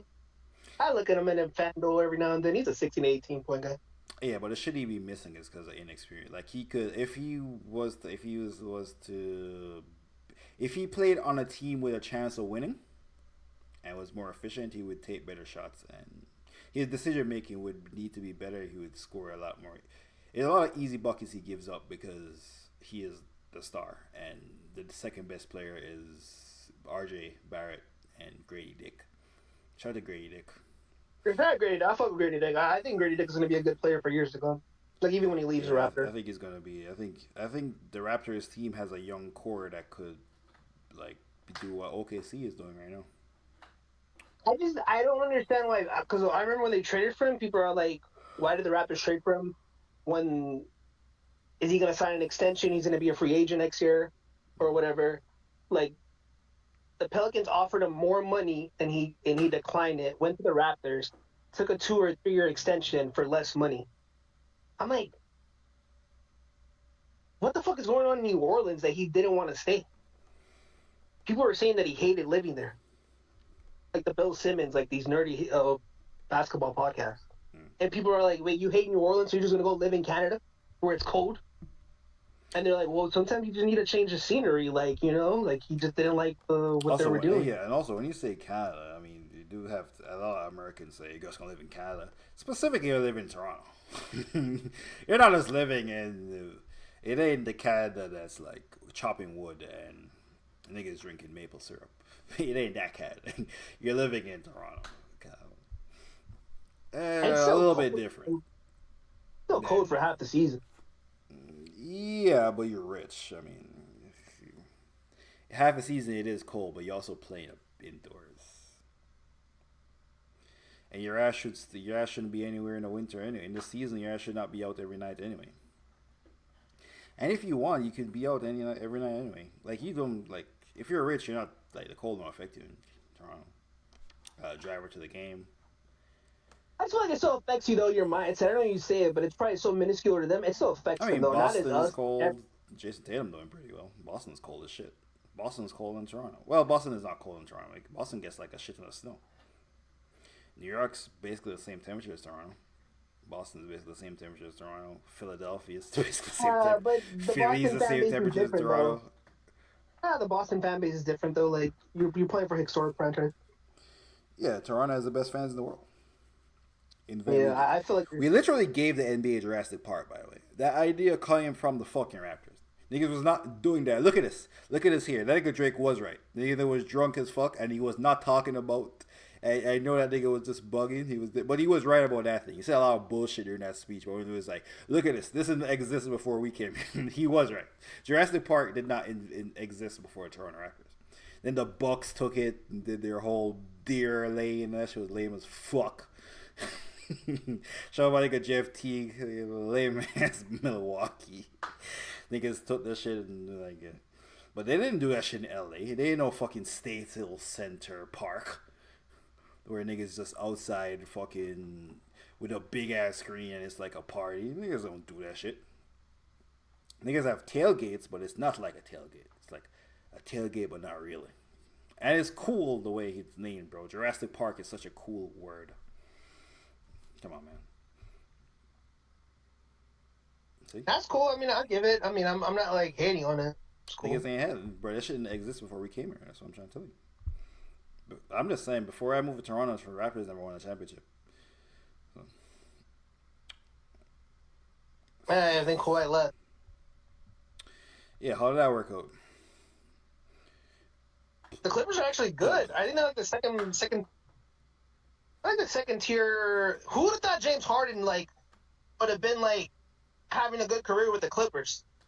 James Harden kind of fucking saved that franchise to being like a mid-level, maybe best case scenario they go to the second round. Without James Harden, holy fuck, they lost PG, dodged one, but James Harden really did something for them. PG said keeps them afloat. Break off the podcast to focus on basketball. What happened? Paul George said he's taking a break from the podcast to focus on basketball. Yeah. No, the NBA Central's back or whatever. He said, oh, fuck. Oh, my God. They say, yo, we've got to make a playoff push. I'm not going to be here for the rest of the episodes. I'm like, nigga, you in the NBA. What the fuck you mean you taking a break from your podcast to focus on the NBA? Nigga, NBA is your job. Fucking Paul George, man. No, I was surprised might miss the playoffs, bro. Might miss the playoffs. No, but it might actually miss it. Like, actually. They're 11th? No, but they're not that far away from 8. Remember when I told you it was over? I told you, because I was watching the NBA for the first 2 months because I was super hyped for the in-play tournament. Fuck you, nigga. It worked on me, whatever. Anyway, I told you Embiid looked out of shape or whatever. Yo, he doesn't move the same, bro. He's getting older in age. I'm like, bro, he's not gonna recover the same. And look at him. That's not motherfucker. That is not what the fuck you said. That's what I fucking said. I said that nigga judging him. You were judging his play, and I was saying, nigga, he's injured. His bum ass went to play for Team USA and know that his body can't handle 20 games. That doesn't mean anything because he has bad eating habits. It's gonna catch up to him. He still has bad eating habits, by the way. I think you're talking about some 2017 shit when a nigga was eating gummy worms on the bench. And eating hamburgers. Yeah. I don't think he does that shit no more. You judging that nigga by his past. The Mavericks said they were concerned about Luka's drinking and hookah. And that is not a Centel post. That is a actual quote coming out of the Mavericks organization. That is not the NBA Centel. Oh. I like this. I like Luka. You know what's so crazy? I'm happy that Luka got traded because the only OKC's big threat, I don't know what it was. It was the Mavs. My guy, Chad Holmgren and Hart, they just put Chet. Well, they haven't played together because Chet Holmgren has been hurt or whatever. But for some reason, PJ Washington just turns into a fucking demon and shit and bullies us in rebounds. And Luka and Kyrie just fucking kill us. I was like, bro, this is the only threat that there is to us. Because for some reason, they always have our number. And I'm like, bro, Luka got traded. This is so good. I'm like, and if the Lakers make it to the Western Conference Finals, The Lakers are gonna have to beat the Nuggets. By the way, do I see that happening? I don't know. Maybe, because it is Luka. We're pretty much gonna get greatness versus greatness, Luka versus Joker. I'm like, bro, if we get SGA and OKC versus the Lakers, nigga, put us on the fucking map. He's fucking smack Luka and the Lakers. I'm like, bro. I'm just ready for the hate, bro. I'm just ready for the hate, man. I'm ready for the OKC hate, bro. Niggas love us too much on Twitter, bro. Well, niggas call us boring and shit, but niggas don't know what to make of OKC and shit. Like, niggas just be like, they're young, they're coming. We're not a historic franchise. I'm like, bro, once we just beat a fucking team with the Lakers are so perfect too because they don't have a center. I'm like, bro, we beat a nigga like this and we win our chip. I'm like, bro, the NBA is gonna respect us. It's gonna respect us. Bro, nigga, I'll be honest. Realistically, I want to see the Cavs versus the Oklahoma City Thunder. I want Donovan Mitchell to go to the finals. That Cavs team, OKC would be good. You know what the NBA wants? They want the Lakers and the Celtics. I'm excited, man. I'm excited. Niggas, you here? Yeah. I'm excited, man. I'm going to pack. I'm moving tomorrow. I'm going to pack some shit. Last call, man. Been packed. I had to get a box for my TV, but I couldn't get a box. I had to fucking buy cardboard. I'm going to have to wrap it up. Wait, you have the U-Haul outside? Your sister pulling up? What you doing? Moving company. Hey, what are you going to do with your bed? I'm going to put it at my sister's. I was moving shit to my sister's house. So you're going to save for a week for your sister before you get shipped off? Mm-hmm. Damn.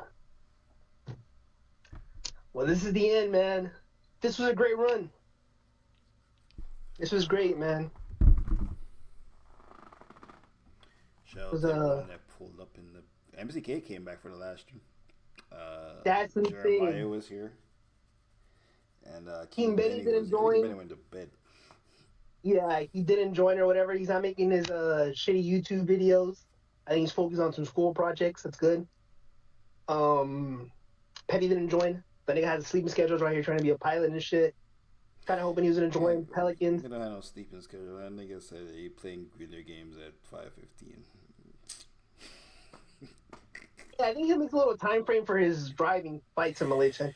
I think he's taking it all serious. You know? Yeah, but why is he scared of Call of Duty in the middle of it? That's my question. Like, it has a scheduled Call of Duty. I'm like, this thing here. For sure, what our collision is for real, like a 5-year consistent. Well, I don't know if we've been here 5-year consistent. I would say like 5-year intermediate. Oh, how long have we been doing this? 2K16? We've been here since what, 17? No. 18? Like 2018. 2018. We've been here for 6 years. Probably like in the pandemic, consistent. Yeah, we've been here for 6. Yeah, we're probably like 4 years consistent. 2 years. But we've been doing this for 6 years. Man, I'm glad you're here, MCK. I thought Petty was going to join. Shout out to Petty who gave us his idea to start a podcast and videos. Because, I feel like that didn't happen. To do live. Petty did not give us that. I feel like you're giving. Yeah, he was in it. Yeah, he was going to be a part of it, but he didn't give us the idea. Because we weren't going to do live. You're not giving out credit, bro. He said we should do lives. Is that a fact? Yeah, it's a fact. And then he wasn't a part of it. Are you sure? I was super fat. I'm sure because I was super fat and I didn't want to show my face. I need a fact check on that. Yeah, and Petty was the one that we should go live or whatever, and then that nigga wasn't a part of it for episode 2. Because he didn't want people to hear him much. Maybe it was just Rahel. Like, what the fuck was he gonna say? He never said nothing crazy. But that didn't happen. I mean, he was talking about all the bitches was fucking.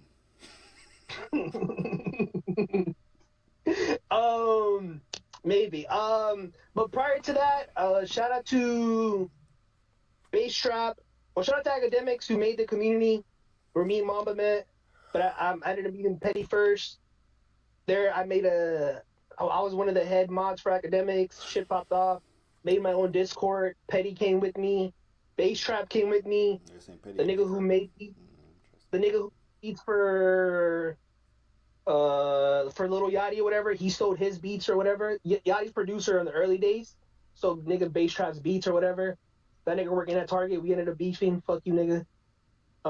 Kevin, the Mexican dude, and some other nigga who was in Arizona College and shit. Nigga was a mad weed head. And then I met Mamba in 2K. I started playing Mamba with 2K and shit. I was like, oh shit, we should do YouTube. So I was really fucking into doing YouTube. I thought like, fuck, I don't know. I was just really into hip hop. I just wanted to talk hip hop at the time. I started playing 2K. Made my 3500 clan and shit. Who was the first one to put 3500 on their back? I think it was Mamba, then Pro put it on and shit. I literally tattooed it. Even he definitely tattooed. I didn't do it. You did it, man. You put 3500 on your back. Yeah, it was Pro. I never did. You did put I never did that dumb shit. You did put 3500 on your back. Also, yeah, 3500, no, because 3500 only became like a talking point when we started streaming and started calling it 3500. We used to just say 3500 we ignore you. Yeah, but 3500 was our clan, my clan and shit. Yeah. But pre 3500. Look at here. But Mamba was a part of my clan. That nigga, and then Pro was a part of my clan and shit. And then what's that nigga who has like 3 baby mamas from Ohio? Mo was a part of my clan too. Mo Buckets and shit. He has a fake clan. They got a fake clan. But that clan led us to YouTube and shit, bro. Then I inspired Pro to stream and shit, and then that shit didn't really go. But now he married. 3500 all goes back to the concerts I went to. Shout out to all my niggas in town who live in. Niggas be telling me that those were their best years of their lives. Niggas about to get married. I don't see that as the best years, the 3500 years where we seen Metro booming and shit, because I realize I like traveling and shit, but to them niggas, they always tell me those are like our hangover days. I'm like, nigga, and that ain't the peak of going out for me and shit, but every time they bring it up, every time. Yeah, but shout out to them, man. But that predates 2K.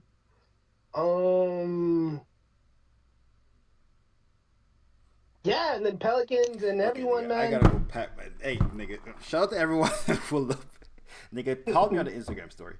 I gotta go pack my shit. I just look at the time. I'm moving at 9 a.m. tomorrow morning, nigga. And I got a whole TV I haven't wrapped up yet. Wait, did you get stream? No, the stream is still going. Mama's going to the Force and shit or whatever. He's about to be. What are you about to be, a fighter jet? I am not about to be a fighter jet, no. You joined the Air Force, right? Yes. Mama's joining the Air Force and shit. Yeah, man, this is great. Any last words? I mean, shout out to 3500, man. We made $100. Yay! I made $100. Mitchell didn't get anyone. Mitchell owed me money from Adobe. Anyway, shout out to you, MCK. I think MCK is the only person that here. Shout out to everyone that pulled up. King Benny Blah in the building. What's that nigga name?